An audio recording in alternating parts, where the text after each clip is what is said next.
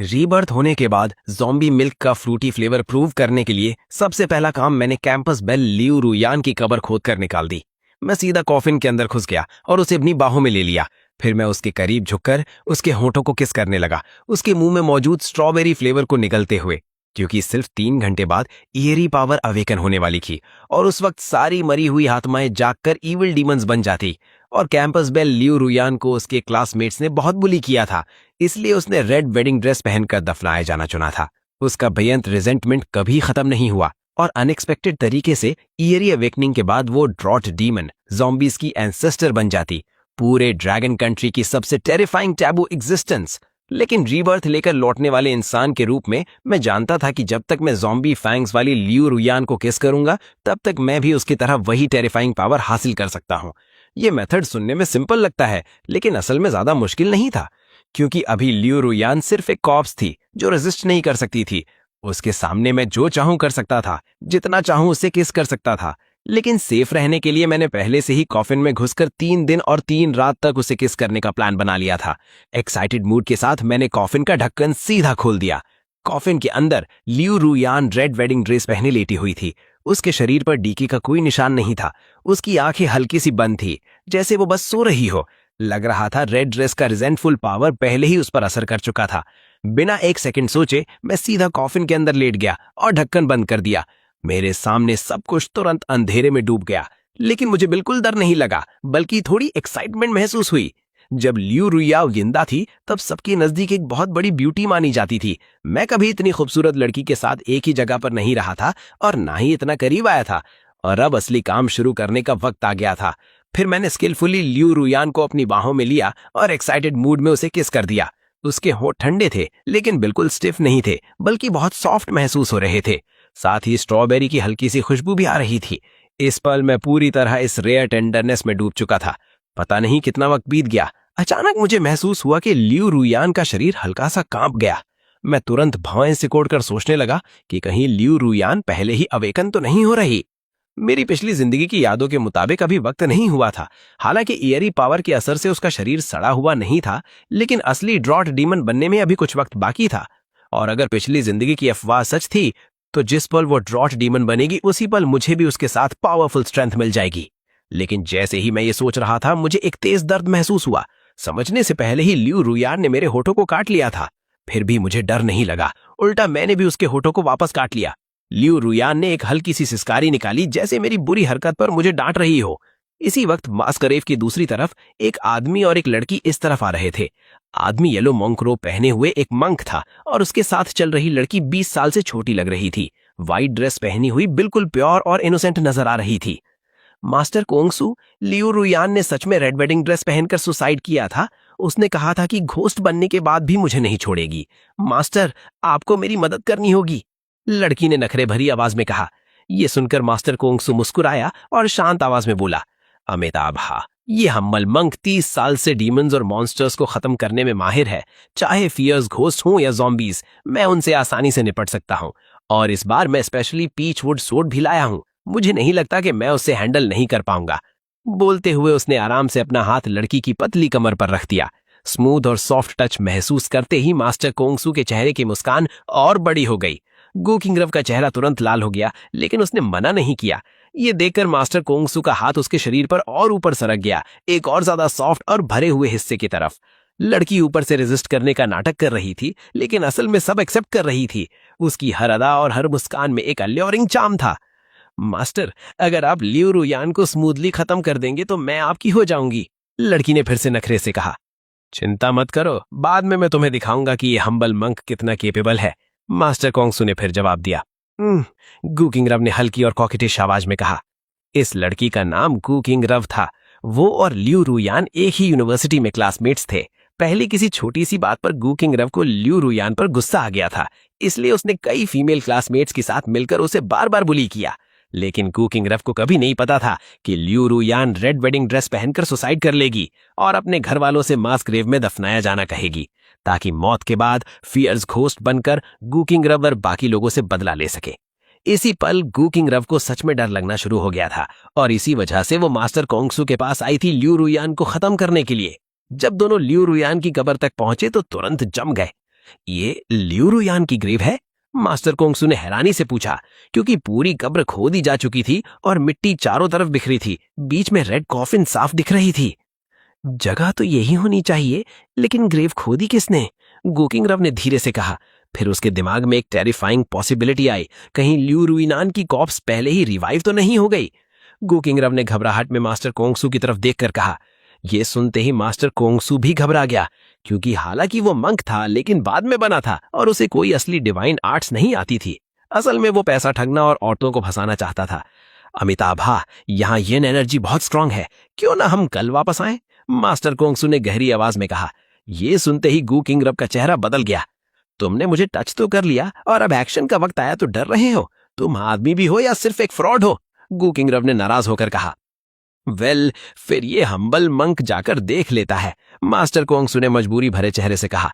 फिर उसने पीचवुड स्वॉर्ड उठाई और कॉफिन की तरफ चल दिया। तभी अचानक आसमान और जमीन में अजीब बदलाव आया। जो मूनलाइट पहले ब्राइट थी, वो अचानक ब्लड रेड हो गई। पूरी दुनिया एक पल में खून के रंग में रंग गई और सब कुछ नरक जैसा लगने लगा। ये सब पलक झपकने के ही हो गया और किसी को रिएक्ट करने का वक्त भी नहीं मिला। ये कैसे हो सकता है? चांद अचानक लाल कैसे हो गया? मास्टर कोंगसू ने उस अजीब फिनोमिनन को देखकर चीख कर कहा। उसके बोलते ही आसमान से एक थंडरबोल्ट गिरा। अगले सेकंड ब्लैक रेन पूरी जमीन पर बरसने लगी। ईयरी पावर पूरी तरह फट पड़ी। अनेक आत्माएं जो कब का मर चुकी थीं, इस पल जाग उठीं और सबसे टेरिफाइंग इविल डीमंस बनकर हर इंसान का शिकार करने लगी। कॉक्स सच में रिवाइव हो गई। ये देखकर मास्टर कोंगसू पलटकर पूरी स्पीड से भाग गया। उस वक्त उसे गू किंगरव की जान की बिल्कुल परवाह नहीं थी। गू किंगरव ने उसे भागते देखा और गुस्से और घबराहट से भर गई, लेकिन मजबूरन उसे भी उसके पीछे पूरी तेजी से भागना पड़ा। इसी वक्त कॉफिन के अंदर भी स्ट्रेंज चेंजेस हो रहे थे। मुझे महसूस हुआ कि लियू रुयान का शरीर लगातार ईयरी पावर छोड़ रहा है। ईयरी पावर अवेकन हो गई है। कोई बात नहीं, पहले मैं उसे किस करता रहता हूं, मैंने सोचा। पिछले एक्सपीरियंस की वजह से जब मैंने इस बार फोर्सफुली लियू रुयान को किस किया तो सब कुछ और स्मूथ और नेचुरल था। जैसे ही हमारे होंठ मिले, मुझे कुछ गलत लगा, क्योंकि इस वक्त लियू रुयान का शरीर बहुत ज्यादा गर्म हो चुका था और उसके क्यूट टाइगर टीथ धीरे धीरे लंबे होते जा रहे थे। साथ ही मेरे अंदर भी वही स्ट्रेंज चेंजेस शुरू हो गए। टेरिफाइंग पावर की लहरों ने एक पल में मेरे शरीर को इन्वेड कर लिया। हड्डियों तक पहुंचने वाले दर्द के साथ एक वायलेंट पावर मेरे अंदर से फूट पड़ी। इमॉर्टल और इंडिस्ट्रक्टिबल बॉडी ज़ॉम्बी बनने का पहला स्टेप होता है। लेकिन उसके तुरंत बाद मुझे लगा मेरी कॉन्शियसनेस धुंधली पड़ रही है, जैसे मैंने 3 दिन और 3 रात से नींद ही न ली हो। नहीं, ये ईयरी पावर मेरे माइंड को इन्वेड कर रही है। अगर मैं इसे रेजिस्ट नहीं कर पाया तो मैं पूरी तरह से एक असली ज़ॉम्बी बन जाऊंगा। मैंने पूरी ताकत से इस ईयरी पावर के खिलाफ स्ट्रगल किया। वक्त बीतने के साथ मेरे शरीर के बदलाव और भी ऑब्वियस होते गए। मेरी प्यूपिल्स ब्लड रेड हो गईं और मेरे काले बाल सिल्वरी व्हाइट में बदल गए। एक ईयरी ऑरा और इंटेंस किलिंग इंटेंट मुझे घेरने लगा। यहां तक कि मेरी पीठ से पिच ब्लैक विंग्स भी निकल आईं।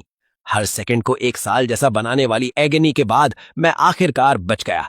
सिर्फ इतना ही नहीं, मैंने जियांग चेन की पावर भी हासिल कर ली। लियू रुयान ड्रॉट डीमन बन चुकी थी और मैं वाकई जियांग चेन बन गया था। जियांग चेन 4 लायन किंग्स में से एक था और सबसे पावरफुल। अपने अंदर उबलती हुई पावर को महसूस करके मेरा दिल एक्साइटमेंट से भर गया। इतनी जबरदस्त पावर और साथ में एक जिंदा इंसान की विजडम। अब इस दुनिया में मुझे रोक कौन सकता है? फिर मैंने एक ही लात में कॉफिन का ढक्कन तोड़कर खोल दिया और बाहर निकल आया। और जिस पल मैं बाहर निकला, उसी पल लियू रुयान, जो ड्रॉट डीमन बन चुकी थी, वो भी उड़कर बाहर आ गई। इस वक्त लियू रुयान अब भी अपनी रेड वेडिंग ड्रेस पहने हुई थी और उसके शरीर से निकलने वाली ऑरा बेहदीरी थी। और सबसे बड़ी बात यह थी कि अब वो मुझे जिस नज़र से देख रही थी उसमें इंटेंस किलिंग इंटेंट भरा हुआ था। उसका एक्सप्रेशन देखते ही मैंने तुरंत भौं से कोड़ ली। अगर मुझे सही याद है तो पिछली जिंदगी में ड्राउट डीमन बनने के बाद लियू रुयान के पास किसी जिंदा इंसान वाली कॉन्शियसनेस नहीं बची थी। उसके अंदर सिर्फ हेट्रेड रह गई थी और अवेकन होते ही सबसे पहला काम उसने यूनिवर्सिटी जाकर उन सब लोगों को मारना किया था जिन्होंने उसे कभी बुली किया था। इसी वक्त मुझे महसूस हुआ कि आसपास का टेम्परेचर तेजी से गिर रहा है और जमीन धीरे धीरे लावा में बदल रही है। क्या यही ड्राउट डीमन की पावर है? कहीं ऐसा तो नहीं कि मैंने उसे घंटों तक फोर्सफुली किस किया था और अब वो मुझसे बदला लेने आ गई है? मैंने धीरे से खुद से कहा। अगले ही सेकंड में फ्लैश की तरह गायब हुआ और तुरंत लियू रुयान के सामने पहुंच गया। फिर मैंने अपना हाथ उसकी गर्दन के इर्द गिर्द डाल दिया और मेरी ऑरा ने उसे पूरी तरह कवर कर लिया। मेरी पावरफुल ऑरा के नीचे लियू रुयान ने एक पल में रेजिस्ट करने की एबिलिटी खो दी। उसका पहले वाला एरोगेंस पूरी तरह गायब हो गया और अब वो एक सीधी साधी छोटी भेड़ की तरह लग रही थी। बस उसकी खूबसूरत आंखों में अब भी हल्का सा डिफायंस बाकी था। क्या तुम मेरी बात समझ सकती हो? मैंने धीमी आवाज में पूछा, लेकिन लियू रुयान ने कोई जवाब नहीं दिया। उसकी आंखों में मुझे सिर्फ कंफ्यूजन नजर आया। ये देखकर मैंने सिर हिला दिया। लगता है लियू रुयान के पास मेरी तरह सेल्फ अवेयरनेस नहीं है। अगर ऐसा है तो मेरी नई एबिलिटी टेस्ट करने का ये परफेक्ट मौका है। अगले ही सेकंड में झुका और सीधा लियू रुयान की गर्दन पर काट लिया। आह!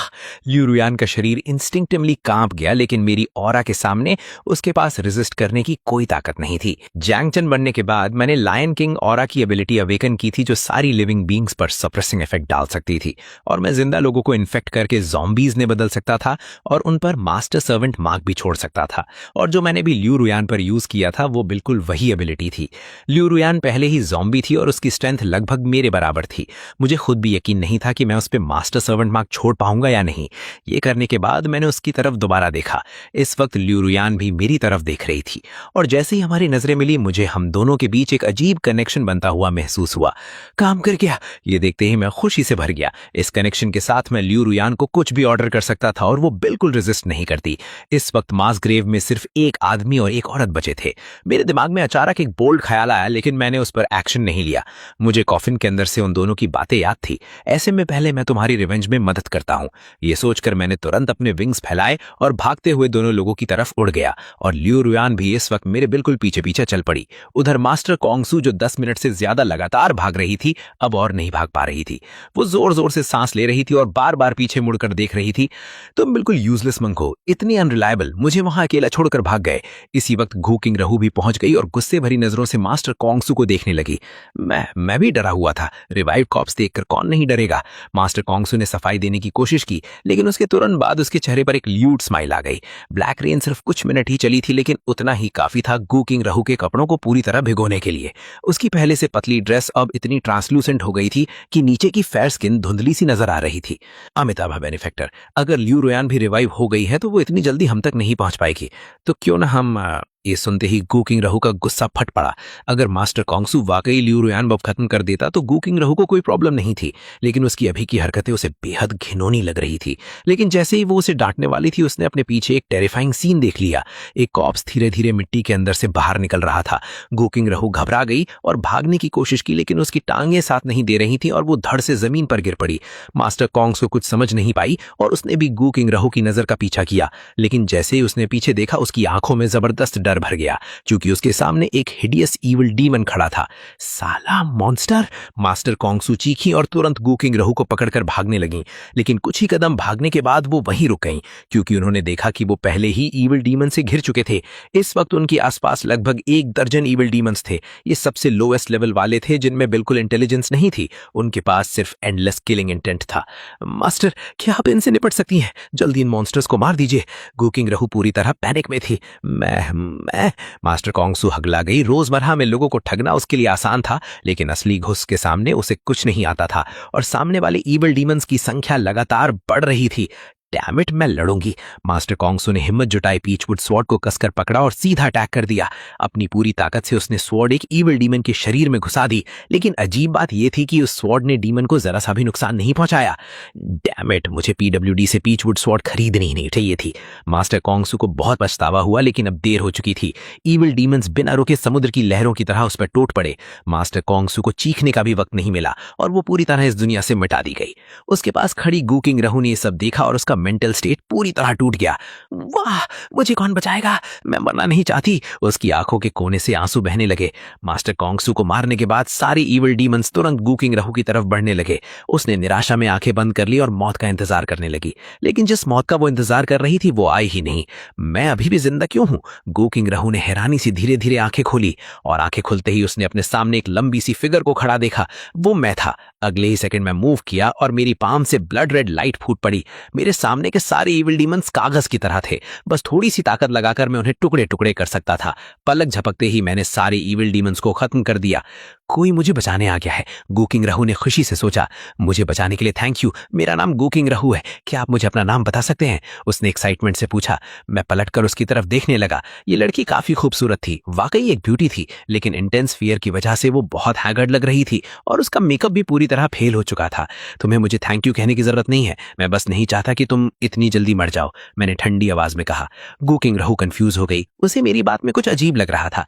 हैंडसम गाय, क्या आप कोई सुपर हीरो हो या फिर कोई लेजेंडरी इंसान कल्टिवेटर, क्या आप अब से मेरी प्रोटेक्शन कर सकते हो? मैं आपकी सर्वेंट बन सकती हूँ, आप जो कहोगे वो करूंगी।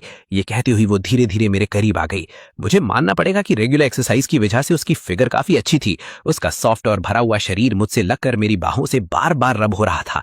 कोई भी नॉर्मल आदमी शायद इस टेम्पटेशन को रेजिस्ट ना कर पाता, लेकिन मैं नॉर्मल नहीं था। 1000 आदमियों की बाहों में समाई हुई बाहें और 10,000 लोगों द्वारा छुए हुए होंठ, ये सब बस कुछ तैल सड़ी हुई फ्लैश के बराबर है।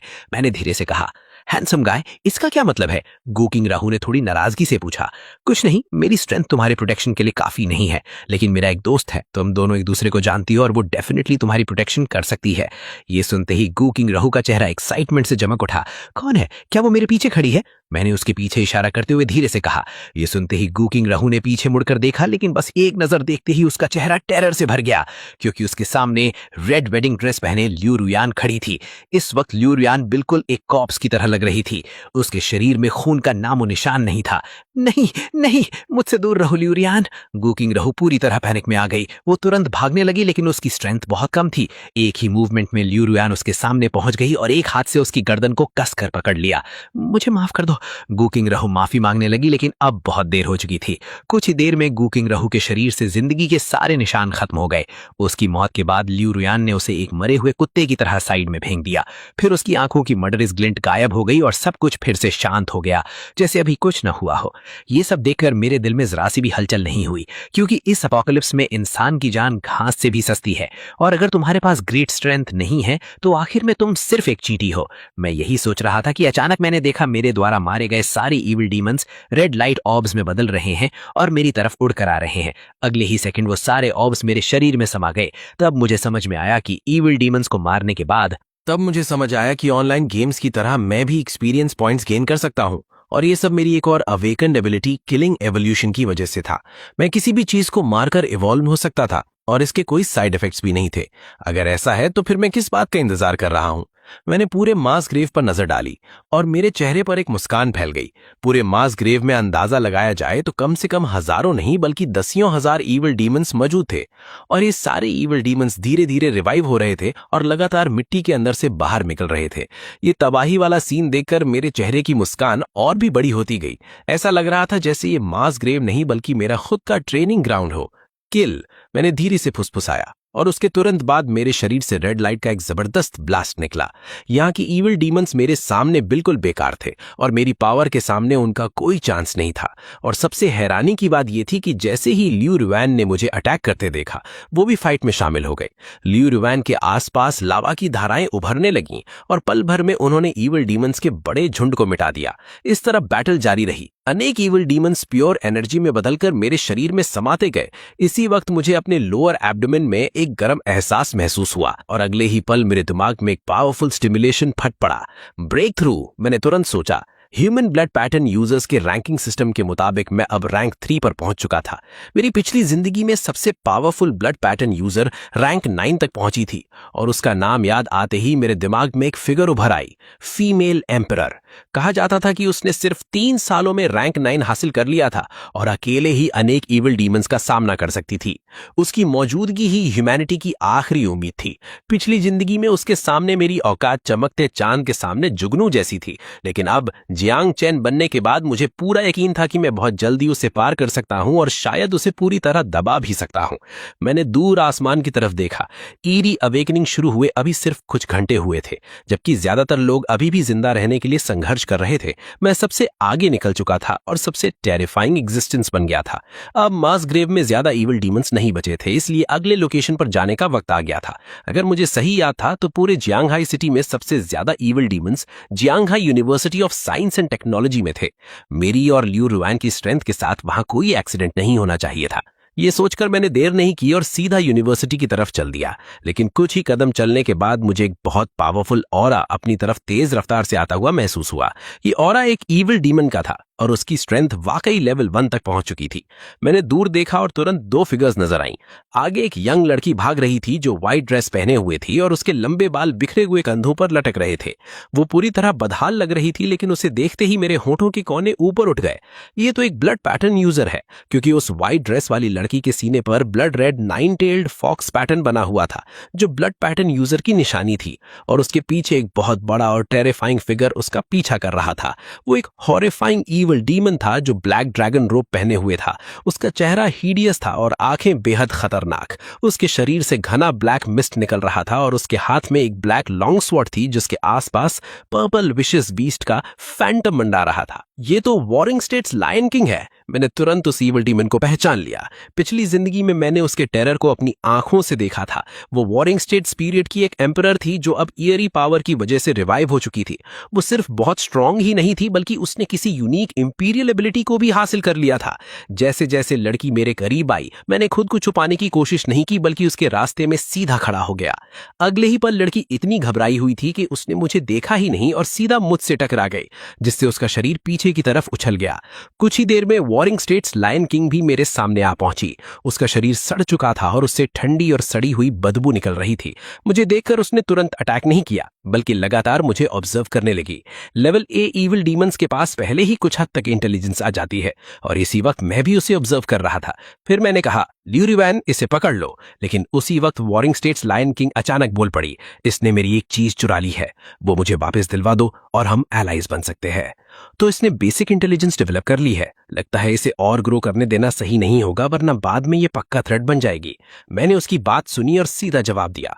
अगले ही सेकंड ल्यूरिवैन ने मूव कर दिया। उसके शरीर से एक स्कॉचिंग ऑरा फूट पड़ी और उस पल ऐसा लगा जैसे आसमान और जमीन दोनों हिल गए हों। ब्लेजिंग लावा की धाराएं सीधा वॉरिंग स्टेट्स लायन किंग की तरफ दौड़ पड़ी। उसका एक्सप्रेशन सख्त हो गया लेकिन उसने तुरंत अपनी लॉन्ग स्वॉर्ड घुमा दी और एक पर्पल ड्रैगन फैंटम तुरंत सामने आकर ल्यूरिवैन के अटैक को ब्लॉक कर गया। वॉरिंग स्टेट्स लायन किंग के मुंह से फिर एक भयानक हिस निकलती आवाज आई और कई और पर्पल ड्रैगन्स एक साथ ल्यूरिवैन की तरफ दौड़ पड़े जैसे उसे निगल जाना चाहते हों। हालांकि warring states lion king powerful थी लेकिन ल्यूरिवैन के चेहरे पर डर का नाम नहीं था। अगले ही पल उसके शरीर से एक मैसिव टंग ऑफ फायर निकली जो सीधा पर्पल ड्रैगन्स पर टूट पड़ी और जो हुआ उसकी किसी ने उम्मीद नहीं की थी। ल्यूरिवैन की फायर में इतनी टेरिफाइंग कोरोसिव पावर थी कि उन्होंने पर्पल ड्रैगन्स को ही फ्यूल बना लिया और भी ज्यादा खतरनाक हो गई। फिर उस फायर ने पूरी तरह वॉरिंग स्टेट्स लायन किंग को निगल लिया। स्ट्रेंथ गैप इतना ज्यादा था कि उसके पास रेजिस्ट करने की बिल्कुल ताकत नहीं बची। एंडलेस फायर्स में जलते हुए उसके शरीर से गंदी बदबू निकलने लगी। लेकिन जब वो राख बनने ही वाली थी तब मैंने ल्यूरिवैन को फायर बुझाने का ऑर्डर दिया। फिर मैं आगे बढ़कर वॉरिंग स्टेट्स लायन किंग की गर्दन पकड़ ली। मेरे शार्प नेल्स उसकी रॉटिंग फ्लैश को चीर गए और पल भर में जियांग चन का ब्लड उसके शरीर में दौड़ गया। ज़ॉम्बी की सबसे बेसिक एबिलिटी इन्फेक्शन होती है जो किसी भी लिविंग क्रीचर को अपने काइंड में बदल सकती है और ज़ॉम्बी किंग होने के नाते मैं सभी ज़ॉम्बीज को कमांड करने की एबिलिटी भी रखता हूं। ये वॉर्निंग स्टेट्स लायन किंग काफी स्ट्रांग है। मैं इसे सीधा मारना नहीं चाहता। इसे अपना सबऑर्डिनेट बनाना ज्यादा बेहतर होगा। मेरा ब्लड मिलते ही उसका पूरा शरीर ट्रांसफॉर्म होने लगा। उसके घाव तेजी से हील हो गए और उसकी कॉन्शियसनेस और मेरी कॉन्शियसनेस के बीच एक नया कनेक्शन बन गया। काम कर गया। अब वॉरिंग स्टेट्स लायन किंग की जिंदगी पूरी तरह मेरे हाथ में है। अगर मैं चाहूं तो एक ही ख्याल से उसे मिटा सकता हूं। Master. Warring states lion king ने सुस्त आंखों से मुझे देखते हुए धीरे से कहा।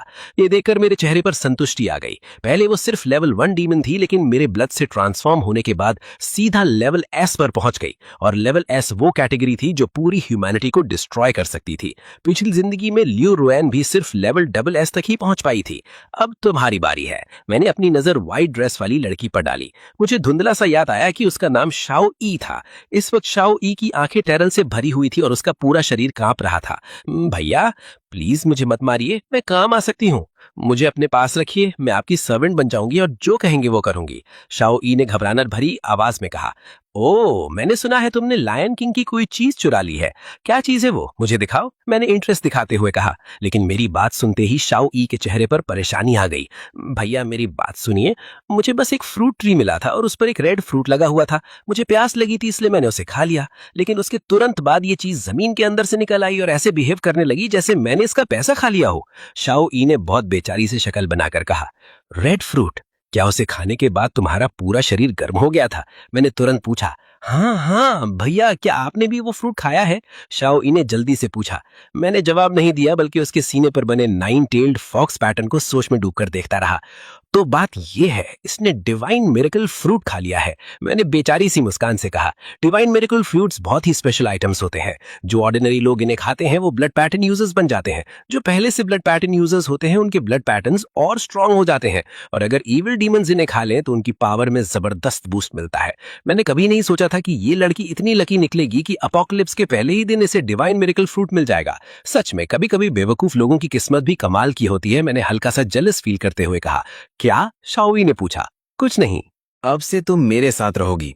ये कहते हुए मैंने सीधा अपनी एक उंगली शाओ यी की तरफ बढ़ा दी। वो थोड़ी नर्वस जरूर थी, लेकिन उसने जरा भी रेजिस्टेंस नहीं किया, और जैसे ही मेरे शार्प नेल्स ने उसकी स्किन को चीरा, उसी पल मेरे और शाओ यी के बीच एक कनेक्शन भी बन गया। लेकिन मेरा उसे सीधा ज़ॉम्बी बनाने का कोई इरादा नहीं था। आखिर मेरे आसपास पहले ही बहुत सारे ज़ॉम्बीज थे, उनके बीच एक लिविंग पर्सन का होना भी बुरा नहीं था। शाओ यी को अचानक लगने लगा कि मैं पहले से काफी ज्यादा फ्रेंडली हो गया हूं, और उसके दिल का सारा डर गायब हो चुका था। भैया, अब से मैं आपकी नंबर 1 फॉलोअर हूं। वैसे आपका नाम क्या है, और क्या ये भाभी हैं? क्या भाभी भी ज़ॉम्बी है? इनकी स्किन तो इतनी फेयर है, मैं तो जेलस हो गई। इस वक्त तक शाओ यी अपनी पहले वाली नर्वसनेस पूरी तरह भूल चुकी थी। मैं कुछ कहने वाला था, लेकिन आखिर में चुप रह गया। उसे जो सोचना है सोचने दो। वैसे भी कैंपस बेल को गर्लफ्रेंड बनाना बहुत से लड़कों का सपना होता है, और चाहे लियू रोयान अब ज़ॉम्बी बन चुकी थी, लेकिन ये मानना पड़ेगा कि उसका चार्म अब भी बरकरार था। ये सब सेटल करने के बाद मैं Jianghai university of science and technology की तरफ उड़ता रहा। मेरी पीठ पर विंग्स होने की वजह से मेरी फ्लाइंग स्पीड बहुत तेज थी, और शाओ यी को साथ लेकर भी मुझे यूनिवर्सिटी के ऊपर पहुंचने में 10 मिनट से कम वक्त लगा। इस वक्त पूरा स्कूल ईविल डीमन से भर चुका था। अंदर लगभग 30,000 ईविल डीमंस मौजूद थे, जबकि पूरी यूनिवर्सिटी में सिर्फ 1 डजन स्टूडेंट्स ही ब्लड पैटर्न यूजर्स बने थे।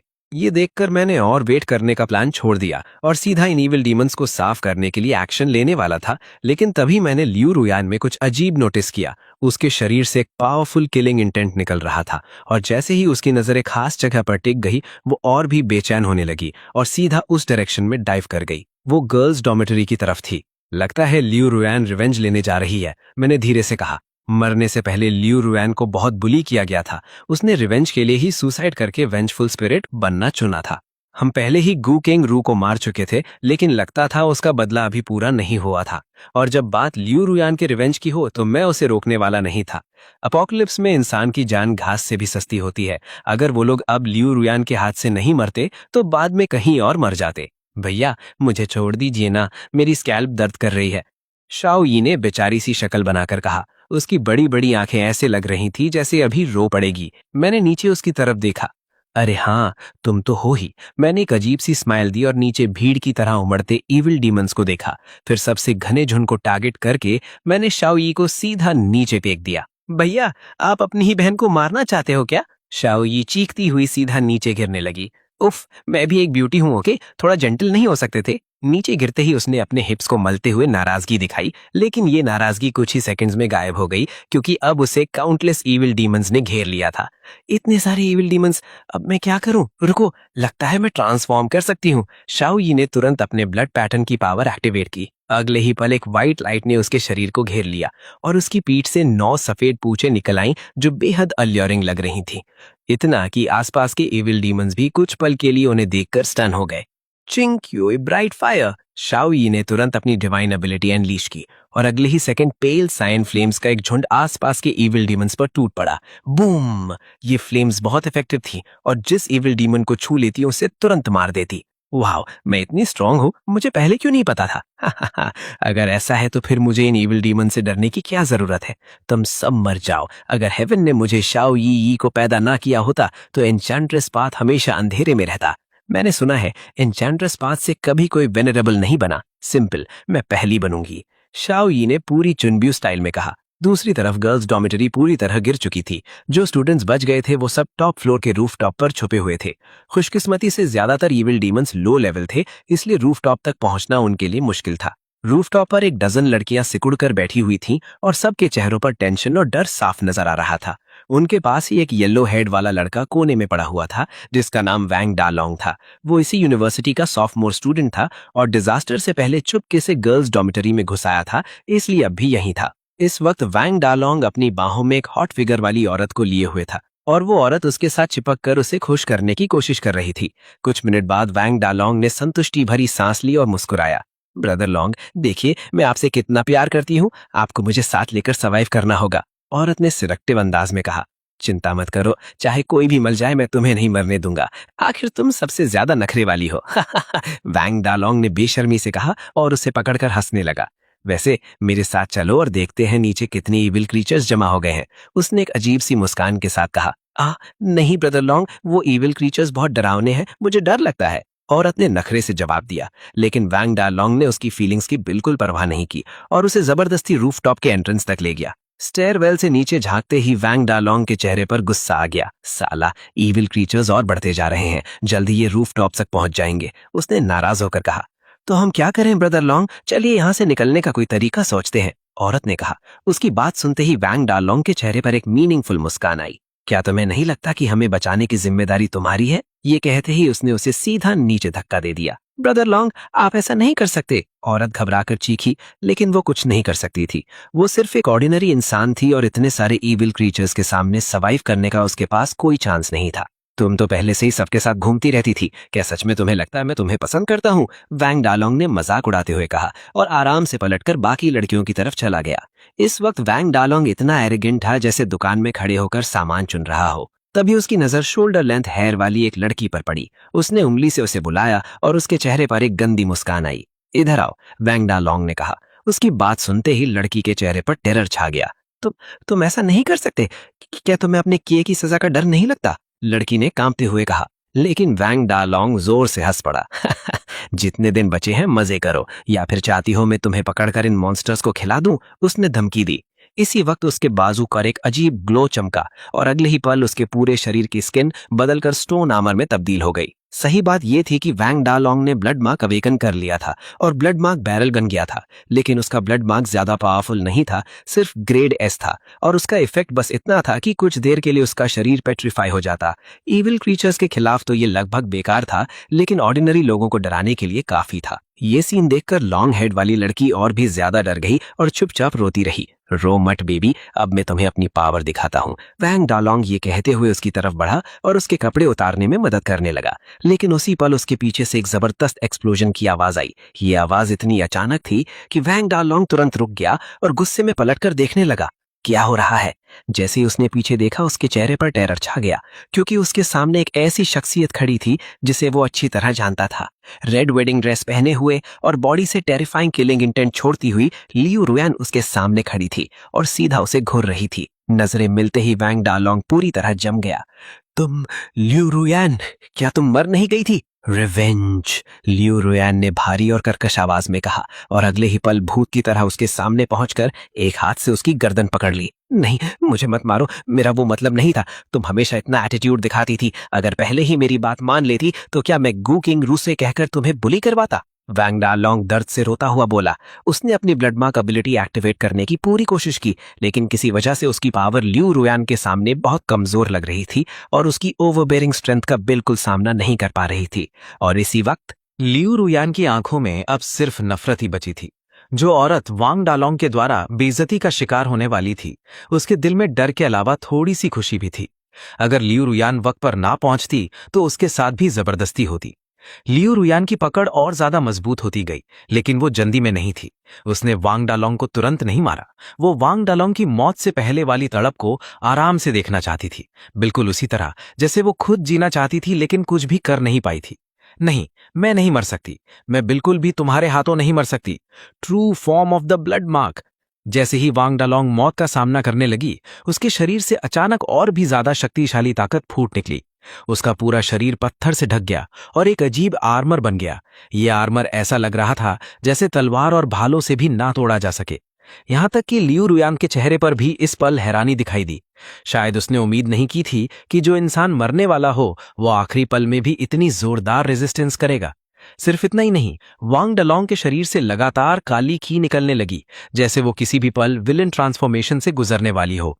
दूसरे लोग शायद नहीं समझ पाते कि क्या हो रहा था, लेकिन अगर मैं ये सीन देखता तो मैं और भी ज्यादा हैरान हो जाता, क्योंकि वांग डालोंग की ये हालत ईविल मार्क बियरर कहलाती है।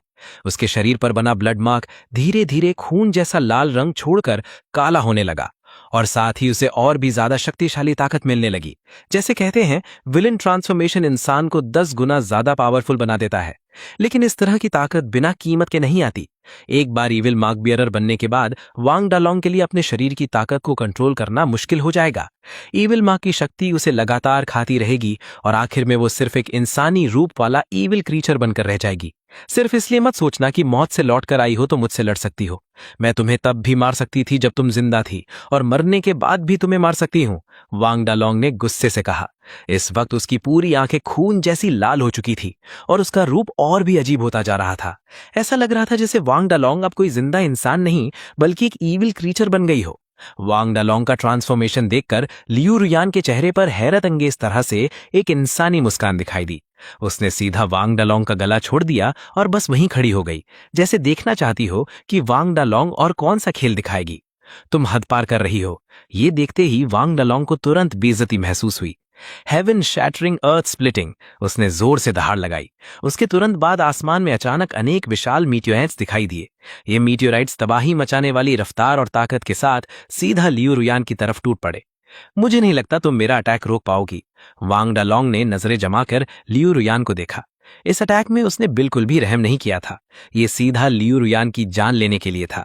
लेकिन उसके तुरंत बाद लियू रुयान ने अपनी सफेद और नाजुक उंगलियां आगे बढ़ाईं और उन मीटियोराइट्स को हल्की सी छू दिया। पल भर में ही उन मीटियोराइट्स की सतह तुरंत पिघलने लगी। फिर जैसे उनकी सारी ताकत खत्म हो गई हो, वो लावा के तालाब बनकर जमीन पर गिर गए। ये कैसे मुमकिन है? तुमने मेरा अटैक इतनी आसानी से तोड़ दिया। ये मेरी पूरी ताकत वाला वार था। वांग डालोंग के चेहरे पर अविश्वास साफ दिख रहा था। नहीं, तुम मुझे नहीं मार सकती। असल में मैं मास्टरमाइंड नहीं हूं। तुम्हें यंग मास्टर मुरोंग याद है ना? ये सब उसी ने मुझे करने को कहा था। जब तक तुम मुझे नहीं मारोगी मैं तुम्हें उसके पास ले जाऊंगी। वांग डालोंग घुटनों पर गिरकर रहम की भीख मांगने लगी, लेकिन इस पर लियू रुयान को जैसे उसकी एक भी बात सुनाई नहीं दे रही थी। उसकी फिगर फिर से चमकी और अगले ही सेकंड वो सीधा वांग डालोंग के सामने पहुंच गई। इस बार लियू रुयान ने बिल्कुल भी हिचकिचाहट नहीं दिखाई। उसका एक हाथ सीधा वांग डालोंग के सीने के आर पार चला गया। फिर उसने एक काला दिल बाहर खींच लिया। अपने सामने उस काले दिल को देखकर लियू रुयान को इंस्टिंक्टिवली लालच महसूस हुआ, जैसे उसे खा लेने से उसकी अपनी ताकत और बढ़ जाएगी। लेकिन आखिर में लियू रुयान ने फिर भी उस दिल को नहीं खाया। उसकी हथेली हल्की सी हिली और काला दिल तेजी से सूखने लगा। इस पल पलक झपकते ही वो पाउडर बन गया और हवा के साथ दुनिया में बिखर गया। ऐसा नहीं था कि लियू रुयान उस दिल को खाना नहीं चाहती थी, बल्कि वो सिर्फ वांग डालोंग के हर निशान को पूरी तरह से मिटा देना चाहती थी। ये सब करने के बाद लियू रुयान मुड़कर सीधा चल दी, जबकि आसपास की औरतें शौक में उसे देखती रह गईं। मेरे पास वापस आ जाओ, क्या तुमने सब संभाल लिया? मैंने लियू रुयान को देखते हुए पूछा। लियू रुयान के चेहरे पर कोई एक्सप्रेशन नहीं था, जैसे वो मेरी बात समझ ही नहीं पा रही हो। लेकिन उसके तुरंत बाद उसने सीधा कहा, मुरोंग हुआ को मारने में मेरी मदद करो। लियू रुयान की भारी और पूरी तरह बेहिस आवाज धीरे धीरे मेरे कानों तक पहुंची। ये सुनते ही मैंने पहले भौएं उठाई और फिर सीधा सिर हिला दिया। फिक्र मत करो, वो इसी स्कूल में होनी चाहिए। मुझे मुरोंग हुआ याद थी। वो मेरी ही क्लास में थी और उसका बैकग्राउंड भी बहुत खास था। उसका पिता बीजिंग मिलिट्री रीजन का एक हाई रैंकिंग ऑफिसर था। अगर मुझे सही याद है, अपोकलिप्स के पहले दिन ही मुरोंग फैमिली ने आर्म्ड पर्सनल की एक टीम भेजकर उसे यहां से निकलवा लिया था। अपोकलिप्स के बीच तक मुरोंग फैमिली ने एक विशाल शेल्टर बना लिया था और लोकल एम्परर्स की तरह राज करने लगी थी। लेकिन मुझे उन सब से कोई फर्क नहीं पड़ता। मुरोंग फैमिली चाहे कितनी भी पावरफुल हो, मेरे सामने वो कुछ भी नहीं है। और जब लियू रुयान ने मुझसे कहा है तो मैं नेचुरली मना नहीं करूंगा। ये सब सोचते हुए मैंने सीधा लियू रुयान का हाथ पकड़ा और हम दोनों तुरंत वहीं से गायब हो गए। पिछले जन्म की यादों के हिसाब से हम सीधा बॉयज डॉर्मेट्री के सामने दिखाई दिए। मैंने देखा कि डॉर्मेट्री के बाहर बहुत सारे एविल क्रीचर्स जमा थे, लेकिन वो एक कदम भी आगे नहीं बढ़ पा रहे थे, क्योंकि बॉयज डॉर्मेट्री के एंट्रेंस पर अचानक एक विशाल ऊंची दीवार खड़ी थी। ये दीवार पूरी तरह से कंडेंस्ड फ्लैश और ब्लड से बनी हुई थी। देखने में सड़ी हुई और गलती हुई लग रही थी, लेकिन फिर भी ये दूसरे एविल क्रीचर्स के इन्वेजन को सीधा रोक रही थी। इस फ्लैश वॉल को देखते ही मेरे दिमाग की गहरी यादें तुरंत जाग उठी। ये फ्लैश वॉल एक ब्लड मार्क बियरर द्वारा अपनी लाइफ फोर्स जलाकर बनाया गया बैरियर था। ये इविल क्रीचर्स के अटैक्स को रोकने में बहुत ही इफेक्टिव था और इसी वजह से बॉयज डॉर्मेट्री के सब लोग जिंदा बच पाए थे। लेकिन इस पल मुझे जैसे इसकी बिल्कुल परवाह नहीं थी। मैंने सीधा फ्लैश वॉल को एक लात मारी। अगले ही सेकंड फ्लैश वॉल अपनी टॉलरेंस लिमिट तक पहुंच गई और तुरंत फटकर बिखर गई। जाओ, मुरोंग हुआ तीसरी मंजिल के रूम 303 में है, मैंने लियू रुयान से कहा। लियू रुयान ने कुछ नहीं कहा। वो सीधा बॉयज डॉर्मेट्री के अंदर चली गई और मैं वहीं खड़ा सामने के इविल क्रीचर्स को देखने लगा। तुम मॉन्स्टर्स, तुम सब मेरे हिस्सा बन जाओगे। ये कहते ही मैंने तुरंत अपनी पावर एक्टिवेट कर दी। इस पल सारे इविल क्रीचर्स लगातार सिकुड़ने लगे, उनके शरीरों से खून की धाराएं निकलने लगी और सब मेरी तरफ आने लगे। सिर्फ पल भर में ही बॉयज डॉर्मिटरी के आसपास जमा लगभग 10,000 इविल क्रीचर्स सूखे हुए ममीफाइड कॉर्प्सेस में बदल गए और उनमें जिंदगी का एक भी निशान नहीं बचा। इस पल मेरी आंखें और भी ज्यादा लाल हो गई। ये मेरी 3rd रैंक एडवांसमेंट के बाद मिली नई एबिलिटी थी, ब्लड एक्सट्रैक्शन। ये मुझे आसपास के लोगों का खून बड़े स्केल पर अब्जॉर्ब करने और उसे अपनी लाइफ फोर्स में बदलने की इजाजत देती थी। इसी दौरान बॉयज डॉर्मिटरी के रूम 303 में अचानक एक लड़का भागते हुए घुसा। वो बहुत घबराया हुआ लग रहा था और सीधा हरे बाल वाले एक लड़के के पास दौड़ा। ब्रदर हुआ, बहुत बड़ी प्रॉब्लम हो गई, पता नहीं क्या हुआ, डॉर्मिटरी को ब्लॉक करने वाली फ्लैश वॉल अचानक फट गई। लड़के ने घबराहट में कहा। ये सुनते ही मुरोंग हुआ के चेहरे का रंग बदल गया। क्या हो रहा है? अभी तक सब ठीक था, वो अचानक कैसे फट गई? मुरोंग हुआ ने हैरानी से पूछा। लगता है किसी ने उसे उड़ा दिया है और हमारे डॉर्मिटरी के आसपास के सारे विल क्रीचर्स भी मर चुके हैं। किसी को नहीं पता ये किसने किया, लड़का बोलता रहा। ये सुनते ही मुरोंग हुआ के चेहरे की घबराहट तुरंत गायब हो गई। उसकी जगह दिलचस्पी आ गई। लगता है कोई पावरफुल ब्लड मार्क बियरर सामने आया है, वो मेरा बॉडीगार्ड बन सकता है। तुम लोग बाहर जाओ और चेक करो, उस इंसान को ढूंढकर मेरे पास लाओ। जब तक वो मेरा बॉडीगार्ड बनने के लिए तैयार हैं, मैं उन्हें हर महीने 100 मिलियन दूंगा, मुरोंगुआ ने कहा। मुरोंगुआ की घमंडी आवाज सुनकर सब लोग हैरान रह गए। ब्रदर हुआ, मैं उन्हें ढूंढने जाता हूं। जब हम यहां से निकलेंगे तो मुझे पीछे मत छोड़ना। मैं भी आपकी मदद करूंगा उन्हें ढूंढने में। आसपास के कई रूममेट्स तुरंत मुरोंग हुआ की मदद करने के लिए भाग पड़े। लेकिन जब मुरोंग हुआ खुद पर बहुत ज्यादा खुश हो रहा था, तभी डॉर्मिटरी का दरवाजा अचानक जोर से लात मारकर खोल दिया गया। कौन साला मेरी डॉर्मिटरी का दरवाजा तोड़ने की हिम्मत कर रहा है? मुरोंग हुआ ने तुरंत दरवाजे की तरफ देखा, लेकिन सिर्फ एक नजर देखते ही उसकी आंखें तुरंत फट गईं, क्योंकि जो अंदर आई थी वो और कोई नहीं बल्कि लियू रुआन थी। जैसे ही लियू रुआन दिखाई दी, उसने बिल्कुल भी रहम नहीं दिखाया। इस पल पूरी डॉर्मिटरी का टेम्परेचर तेजी से बढ़ने लगा। पल भर में ही वो 100 डिग्री सेल्सियस से भी ज्यादा पहुंच गया। हवा में लहरें सी दिखने लगी। मुरोंग हुआ को छोड़कर बाकी आम लोग इस गर्मी को बिल्कुल भी बर्दाश्त नहीं कर पाए और एक के बाद एक ममीफाइड कॉर्प्सेस में बदलने लगे। तुम यहाँ कैसे हो? क्या तुम मर नहीं गई थी? मुरोंग हुआ ने भौहें सिकुड़ते हुए कहा। और इस पल उसने भी बिल्कुल हिचकिचाहट नहीं दिखाई, सीधा अपना blood pattern true form activate कर दिया। उसके बाद उसका पूरा शरीर धीरे धीरे धुंधला होने लगा, जैसे वो एक शैडो बन गई हो। क्यों? तुमने वैंग डालोंग और बाकी लोगों को मुझे बुली क्यों करने दिया? लियू रुआन की आंखों में ठंडी चमक थी जब वो मुरोंग हुआ को घूर रही थी। लेकिन जब मुरोंग हुआ ने लियू रुआन की बात सुनी तो इस पल उसका पहले वाला डर तुरंत गायब हो गया और उसकी जगह तुच्छता आ गई। मुझे बस तुम पसंद नहीं थी, इसमें क्या प्रॉब्लम है? मैं असल में चाहती थी कि वैंग दालोंग तुम्हारे साथ थोड़ा मजाक करे, लेकिन वो निकम्मी इतनी बेकार निकली कि तुम जैसी लड़की को भी हैंडल नहीं कर पाई। जब ऐसा ही था तो मुझे गूकिंग रुआ से कहना पड़ा कि वो लोगों को बोलकर तुम्हें आइसोलेट करवा दे। मुरोंग हुआ इस पल जोर जोर से हंसने लगी। फिर उसकी आंखें बहुत ही खतरनाक हो गई और उसके हाथों से काली औरा फूट निकली जो आसपास पड़ी लाशों की तरफ दौड़ पड़ी। ये काली औरा सीधा उन ममीफाइड कॉर्प्सेस के अंदर घुस गई और फिर एक और भी अजीब सीन सामने आया। जो ममीज पहले अपना सारा मॉइस्चर खो चुकी थीं, वो इस पल काली औरा की ताकत से डरावने तरीके से खड़ी होने लगी। वो इविल स्पिरिट्स की तरह लग रही थी, जिनके पास कोई सोच नहीं थी और सिर्फ गहरा किलिंग इंटेंट बचा था। उसे मार दो। मुरोंग हुआ के हुक्म देते ही ये ममीज तुरंत लियू रुआन की तरफ उसे मारने के लिए दौड़ पड़ी। लेकिन लियू रुआन ने ऐसा बर्ताव किया जैसे वो इन पपेट्स को देख ही ना रही हो। उसने बस हल्का सा हाथ हिलाया और इन पपेट बॉडीज के शरीर तुरंत टूटने लग गए। अगले ही पल वो पूरी तरह उड़ती हुई राख बन गई और इस दुनिया से गायब हो गई। तुम में वाकई कुछ ताकत है। लगता है मरने के बाद तुम भी उन मॉन्स्टर्स जैसी कोई चीज बन गई हो। अपने पपेट्स को इतनी आसानी से खत्म होते देख मुरोंग हुआ थोड़ी हैरान हुई, लेकिन ज्यादा नर्वस नहीं हुई। तो फिर ये मूव ट्राई करते हैं। ये शब्द गिरते ही मुरोंग हुआ का पूरा शरीर पल भर में एक विशाल काली शैडो में बदल गया। इस शैडो का रूप बहुत ही अजीब था और यही मुरोंग हुआ का सबसे बड़ा ट्रम्प कार्ड था। यह हर फिजिकल डैमेज से इम्यून थी और सीधा टारगेट की कॉन्शियसनेस में घुस सकती थी। अगर मुरोंग हुआ लियू रुआन की कॉन्शियसनेस में घुस जाती तो लियू रुआन की जिंदगी और मौत पूरी तरह मुरोंग हुआ के कंट्रोल में होती। लियू रुआन ने मुरोंग हुआ पर अटैक करना चाहा, लेकिन अब ब्लैक शैडो फॉर्म में मुरोंग हुआ उस अटैक को पूरी तरह इग्नोर कर सकती थी। मेरी इनविंसिबिलिटी ज्यादा से ज्यादा 10 सेकंड से थोड़ी ज्यादा रहती है, लेकिन तुमसे निपटने के लिए इतना काफी है, मुरोंग हुआ ने ठंडी आवाज में कहा।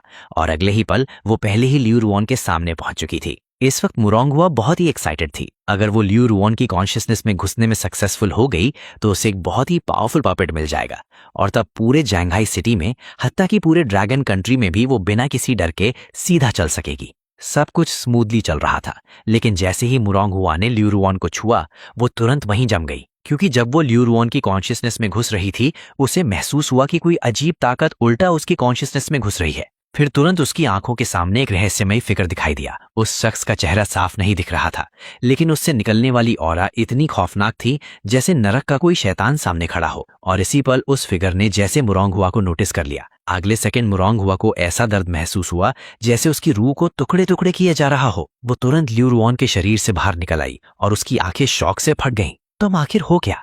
तुम्हारी कॉन्शियसनेस भी किसी अजीब ताकत से प्रोटेक्टेड है। सिर्फ लियू रुऑन की कॉन्शियसनेस में घुसने की कोशिश करते ही वो लगभग पूरी तरह इस ताकत के द्वारा बर्बाद हो गई थी। लियू रुऑन के चेहरे पर कोई एक्सप्रेशन नहीं था और उसने फिर से मुरोंग हुआ पर जानलेवा अटैक कर दिया। इस पल लियू रुऑन से मौत का खतरा महसूस करते ही मुरोंग हुआ ने बिल्कुल भी केयरलेस रहने की हिम्मत नहीं की। नहीं, मुझे यहां से निकलना होगा, वरना मैं देर या जल्दी मर ही जाऊंगी। मुरोंग हुआ ने लियू रुऑन को गुस्से से घूरा और फिर बिना किसी हिचकिचाहट के बालकनी की खिड़की तोड़कर बाहर कूद पड़ी। मैंने बाहर की इविल स्पिरिट्स पहले ही खत्म कर दिए थे और इसी वजह से मुरोंग हुआ को भागने का मौका मिल गया। मुरोंग हुआ की स्पीड बहुत ही ज्यादा थी, बिल्कुल किसी भूत की मूवमेंट की तरह, और पल भर में ही वो डॉर्मेट्री के बाहर पहुंच गई। मुरोंग हुआ ने आगे देखा और अचानक लोगों का एक ग्रुप दिखाई दिया। जब उसने साफ देखा कि वो कौन है तो वो तुरंत खुशी से भर गई, क्योंकि जो लोग आए थे वो सब मिलिट्री के थे। जल्दी आकर मेरी जान बचाओ, मेरे फादर मुरोंग किंग शान है, मैं मुरोंग हुआ हूँ। इन सोल्जर्स को देखते ही मुरोंग हुआ को तुरंत सुरक्षा का एहसास हुआ। पल भर में सारे सोल्जर्स की नजरें मुरोंग हुआ पर टिक गईं।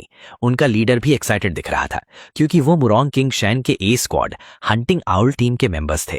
डिजास्टर आने से पहले हंटिंग आउल टीम पूरी दुनिया को डरा देने वाली फोर्स मानी जाती थी। टीम का हर एक मेंबर इंसानों के बीच एक किलिंग मशीन कहलाता था। तुम मुरोंग हुआ हो, मैं कैप्टन ब्लैक ईगल हूँ। मुझे तुम्हारे फादर ने तुम्हें यहाँ से ले जाने का ऑर्डर दिया है। बहुत बढ़िया, लेकिन मेरे पीछे एक ईविल स्पिरिट लगी हुई है, जल्दी उसे खत्म करो, मुरोंग हुआ ने एक्साइटमेंट से कहा। अंडरस्टूड। ऑर्डर मिलते ही ब्लैक ईगल ने बिना किसी हिचकिचाहट के सिर हिला दिया। ये देखकर मुरोंग हुआ तुरंत खुशी से भर गई और जल्दी से सोल्जर्स के पीछे छिप गई। अब उसके पास पूरा भरोसा था, चाहे लियू रुऑन कितनी भी खौफनाक क्यों ना बन गई हो, इस ए स्क्वाड के सामने उसका अंजाम आखिर में सिर्फ एक ही होगा, मौत। पल भर में लियू रुऑन सबके सामने पहुंच गई। उसका गोल बिल्कुल क्लियर था, मुरोंग हुआ को मारना, जो इस सब की असली मास्टरमाइंड थी। अपने साथ हुए हर जुल्म का बदला वो अब मुरोंग हुआ से दुगना वसूल करना चाहती थी। रुको, तुम इंसान हो या ईविल स्पिरिट? लियू रुऑन को देखते ही ब्लैक ईगल जोर से चिल्लाया। साफ था कि इस पल लियू रुऑन की हालत बहुत ही अजीब थी। वो ना किसी ब्लड पैटर्न यूजर जैसी लग रही थी और ना ही पूरी तरह ईविल स्पिरिट जैसी। लेकिन एक बात ब्लैक ईगल पक्का जानता था, सामने वाले की स्ट्रेंथ बहुत ही खतरनाक थी। ये सुनते ही लियू रुऑन ने अपने कदम रोकने से खुद को रोक नहीं पाया। उसकी लाल आंखें तुरंत ऑफिसर पर टिक गईं। अगले सेकंड ब्लैक ईगल को ऐसा महसूस हुआ जैसे कोई खूनी भूत उसे घुर रहा हो। उसके पूरे शरीर के बाल खड़े हो गए और पीठ पे ठंडा पसीना बहने लगा। मुझे सिर्फ उसे मारना है, मेरे रास्ते से हट जाओ, लियू रुऑन ने धीरे से कहा। नहीं, ब्लैक ईगल ने मजबूत आवाज में जवाब दिया। शायद तुम्हारा उससे कोई ग्रज हो, लेकिन इस डिजास्टर के सामने ऐसा कौन सा ग्रज है जो कुछ देर के लिए साइड पर नहीं रखा जा सकता? यंग लेडी, क्या तुम जानती हो वो मुरोंग किंग शाइन की बेटी है? शायद तुम्हारे पास कुछ ताकत हो, लेकिन मैं तुम्हें सलाह देता हूं कि कोई इंपल्सिव काम मत करो। ब्लैक ईगल की आवाज बहुत सख्त थी। ऑफिसर की बातें सुनते ही लियू रुऑन के आसपास की ऑरा और भी ठंडी हो गई। तुम्हारे जैसे अमीर लोगों की जिंदगी ही जिंदगी है, क्या मेरी जिंदगी जिंदगी नहीं थी? उन सब ने मिलकर मुझे बुली किया और आखिर में मुझे मौत तक पहुंचा दिया। क्या ये सब मेरी गलती थी? मैं इन सारे रेड टेप से तंग आ चुकी हूं। मुझे सिर्फ इतना पता है, जो मुझे सताएगा उसे बिना रहम के मार दिया जाएगा। ये कहने के बाद लियू रुऑन के आसपास की ऑरा पूरी तरह फट पड़ी। फायर। ये सीन देखते ही ब्लैक ईगल ने और बिल्कुल भी हिचकिचाहट नहीं दिखाई और तुरंत ऑर्डर दे दिया। पल भर में अनेक बुलेट्स लियू रुऑन की तरफ बरसने लगीं। इस वक्त मुरोंग हुआ के चेहरे पर शांत और बेपरवाह एक्सप्रेशन था। हे, तुम छोटी सी बिच, क्या तुम सच में सोचती हो कि मौत से लौटकर आने के बाद तुम मेरा कुछ बिगाड़ सकती हो? क्या तुम जानती हो मैंने उन लोगों को तुम्हें बुली करने क्यों दिया? सच बताऊं तो सिर्फ इसलिए क्योंकि तुम हमेशा मुझे उस तुच्छ नजर से देखती थी। मैं जिस चीज से खेलना चाहूं उससे खेलता हूं। अगर मैं औरतों के साथ खेलना चाहता हूं तो तुम्हारी हिम्मत कैसे हुई मुझे मना करने की? तुम मरने लायक थी। मुरोंग हुआ के गुस्से भरे दांतों के बीच से निकले शब्दों के दौरान सारे सोल्जर्स ने फायरिंग रोक दी। सब कुछ फिर से शांत लगने लगा। गन पाउडर का धुआं धीरे धीरे हट गया। टीम के सारे मेंबर्स बिना पलक झपकाए लियू रुऑन की जगह को देखने लगे, लेकिन अगले ही पल सब लोग शॉक में जम गए, क्योंकि इस वक्त लियू रुऑन बिना एक खरोंच के वहीं खड़ी थी, जैसे पहले हुआ अटैक कभी हुआ ही ना हो। तो ऐसा है, अब समझ आया। लियू रुयान की पहले से ठंडी आंखों में इस पल एक हल्की सी समझ की चमक दिखाई दी। इसी वक्त जो लोग पहले लियू रुयान पर अटैक कर रहे थे, उनके पूरे शरीर अचानक आग पकड़ने लगे। पल भर में पूरी टीम का आधे से ज्यादा हिस्सा जलकर मर गया। नहीं, जल्दी अटैक करो, उसे मार डालो। ये देखते ही मुरोंग हुआ कि रीढ़ की हड्डी तक ठंडी हो गई और उसने तुरंत आसपास के लोगों पर चीख कर हुक्म दिया। ये देखकर आसपास मौजूद 1 दर्जन से ज्यादा ब्लड पैटर्न यूजर्स ने भी और देरी नहीं की और तुरंत लियू रुयान की तरफ दौड़ पड़े। इन ब्लड पैटर्न यूजर्स की संख्या ज्यादा नहीं थी, लेकिन इन सबकी स्ट्रेंथ सेकंड रैंक तक पहुंच चुकी थी। लेकिन जैसे ही वो लियू रुयान के सामने पहुंचने वाले थे, अचानक एक हड्डियां जमा देने वाली ठंडी आवाज उनके कानों में गूंजी, जिसमें अनंत प्रेशर भरा हुआ था। मैं देखना चाहता हूं आखिर कौन हिम्मत करता है मूव करने की। पल भर में 3 फिगर्स लियू रुयान के सामने आ खड़ी हुई। इस वक्त उनका लीडर मैं था। मैं इन लोगों को तुच्छ नजर से देख रहा था, जैसे चींटियों को देख रहा हूं। मेरे पास Jango Xi Wong, warring states lion king और शाओ यी खड़े थे। इन ब्लड पैटर्न यूजर्स की घेराबंदी का सामना करते हुए हम सब ने अपनी औराज बिना किसी छुपाने के पूरी तरह रिलीज कर दी। ये सीन देखकर ब्लड पैटर्न यूजर्स का ग्रुप, हत्ता कि मुरोंग हुआ भी पूरी तरह स्टन हो गई, क्योंकि उनके सामने जो खड़े थे वो इंसान नहीं लग रहे थे, बल्कि एक से बढ़कर एक खौफनाक ईविल गॉड्स लग रहे थे। मेरा चेहरा देखते ही सब लोगों के चेहरों पर घबराहट आ गई। सिर्फ एक नजर देखकर ही उन्हें ऐसा लग रहा था जैसे मेरे अंदर से अबिस की सांस निकल रही हो और उनके दिल में झुकने की इच्छा पैदा हो रही हो। आप कौन हैं सर?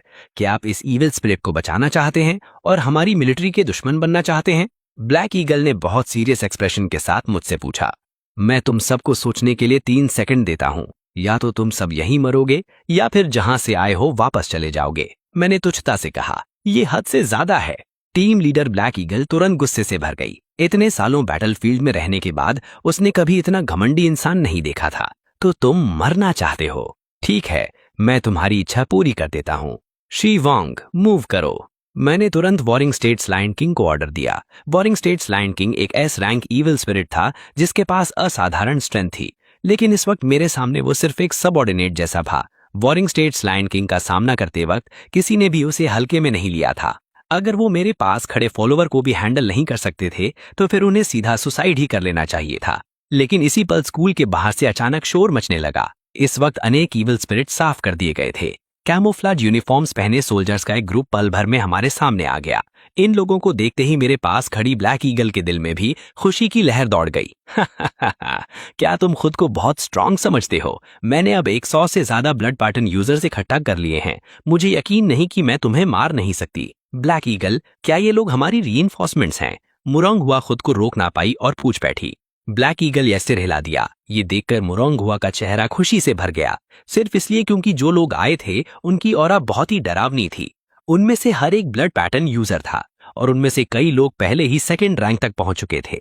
ऐसी खौफनाक एग्जिस्टेंसेस पूरे ड्रैगन कंट्री में भी टॉप लेवल पर गिनी जाती थीं। इसके बाद मुरोंग हुआ सीधा भीड़ के सामने आई और घमंड से बोली, लियू रुयान, तुम्हें पहले मुझे ना मार पाने का अफसोस करना चाहिए, लेकिन कोई बात नहीं, इस बार मैं तुम्हारी रूह तक को मिटा दूंगी। इस औरत का घमंडी चेहरा देखकर मैंने तुरंत भौहें सिकोड़ ली। ये कौन सी चीज है?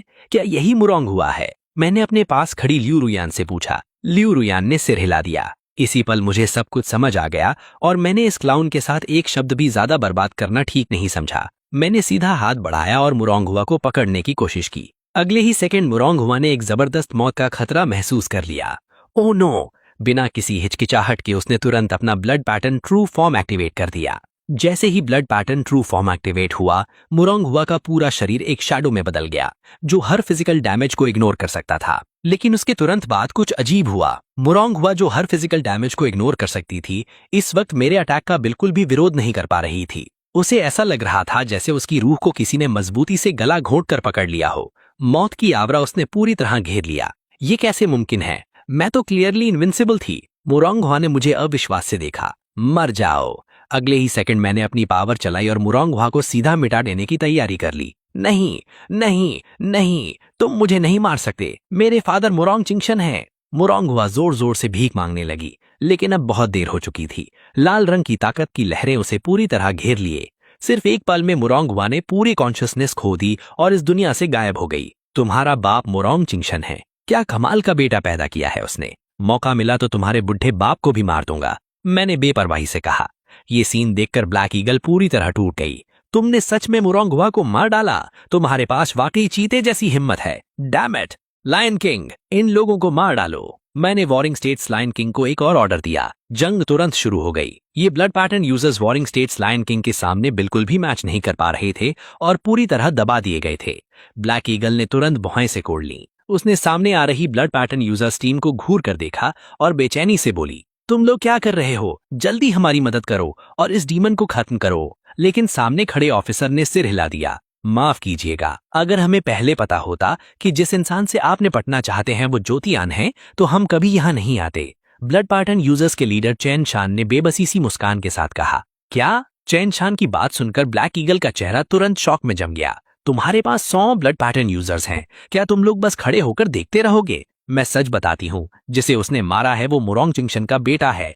अगर तुम हमारी मदद नहीं करोगी तो तुम सब बहुत बड़ी मुश्किल में फंस जाओगी। ब्लैक ईगल ने फिर धमकी दी। तुम्हारी मदद करें? किस दम पर? हम 100 लोग मिलकर भी ज्योतियान की एक उंगली के बराबर नहीं है, चैन शान ने ठंडी आवाज में जवाब दिया। एक ब्लड पैटर्न यूजर होने के नाते वो मुझे और अपने बीच की स्ट्रेंथ गैप को अच्छी तरह जानती थी। जो इंसान आसानी से वॉरिंग स्टेट्स लायन किंग को गुलाम बना सकता हो, उसकी स्ट्रेंथ इतनी डरावनी थी कि पूरे ड्रैगन कंट्री के टॉप एक्सपर्ट्स में उसका नाम आता था। ये कैसे मुमकिन है? एक इंसान इतना स्ट्रांग कैसे हो सकता है? ब्लैक ईगल ने अविश्वास से कहा। इसी पल वॉरिंग स्टेट्स लायन किंग पल भर में उसके सामने पहुंच गया।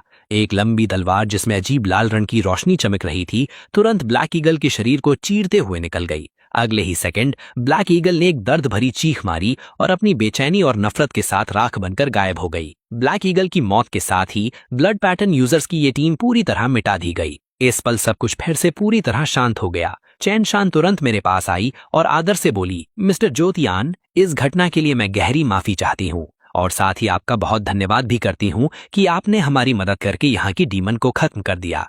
ये सुनकर मैंने बस बेपरवाही से सिर हिला दिया। और मैंने ज्यादा कुछ नहीं कहा। ये स्कूल वैसे भी बहुत अच्छी लोकेशन पर बना हुआ है, अगर हम यहाँ एक शेल्टर बना सके तो बहुत अच्छा होगा। मैंने ये बात बस कैजुअली कही। टीम लीडर होने के नाते चैन शैन नेचुरली एक समझदार इंसान थी और उसने तुरंत मेरा मतलब समझ लिया। मिस्टर ज़ोटियान, इस छोटी सी बात को हम पर छोड़ दीजिए। हम आपको यकीन दिलाते हैं कि ज्यादा से ज्यादा 1 महीने के अंदर ये जगह पूरी तरह एक शेल्टर में बदल दी जाएगी और इस शेल्टर के मालिक नेचुरली आप ही होंगे मिस्टर ज़ोटियान। चैन शैन की समझदारी देखकर मैं थोड़ा इमोशनल हो गया। यंग मैन, मेहनत से काम करो, बाद में मैं तुम्हारे लिए कुछ और सिस्टर्स इन लॉ भी ढूंढ दूंगा। मैंने चैन शैन के कंधे पर हाथ रखकर मायने भरी आवाज में कहा। इस पल चैन शैन ने और कुछ कहने की हिम्मत नहीं की और आदर के साथ सर हिला दिया। मिस्टर ज़ोटियान, अब स्कूल के अंदर के डीमंस लगभग पूरी तरह साफ हो चुके हैं। क्या हम थोड़ा आराम कर लें और आज रात टीम लीडर ली के काम खत्म करने के बाद एक सेलिब्रेशन फीस्ट रखें? चैन शैन ने मुस्कुराते हुए कहा। ठीक है, मैंने शांति से सर हिला दिया। इसी वक्त शाओ यी भी दौड़ती हुई आ गई। प्रधान, चलो आराम करते हैं, मैं बहुत गंदी हो गई हूं। शाओ यी ने थोड़ी सी शिकायती आवाज में कहा। खुद चले जाओ, मुझे अभी और काम करना है, मैंने बेपरवाही से जवाब दिया।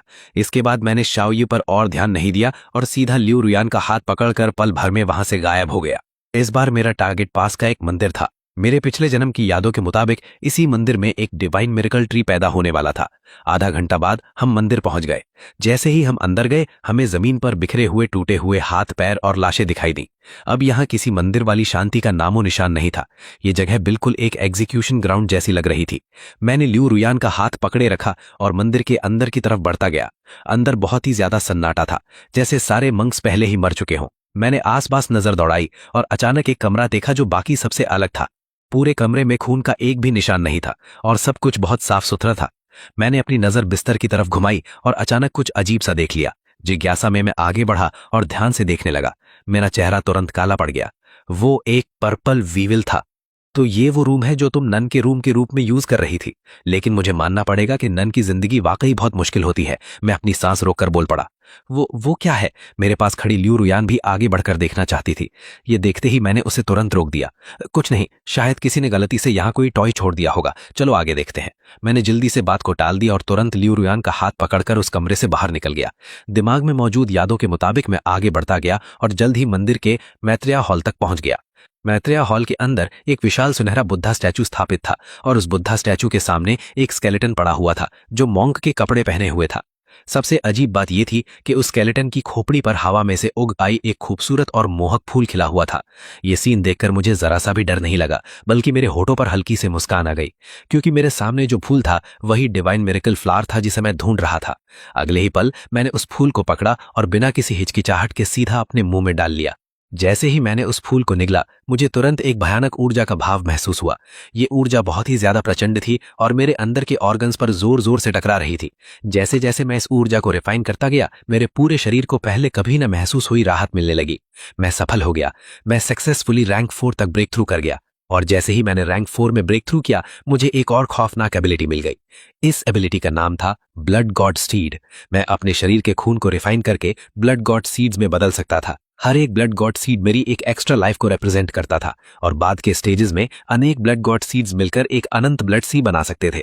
जब तक ब्लड सी मौजूद रहेगा, मुझे सच में अमर और अविनाशी कहा जा सकता था।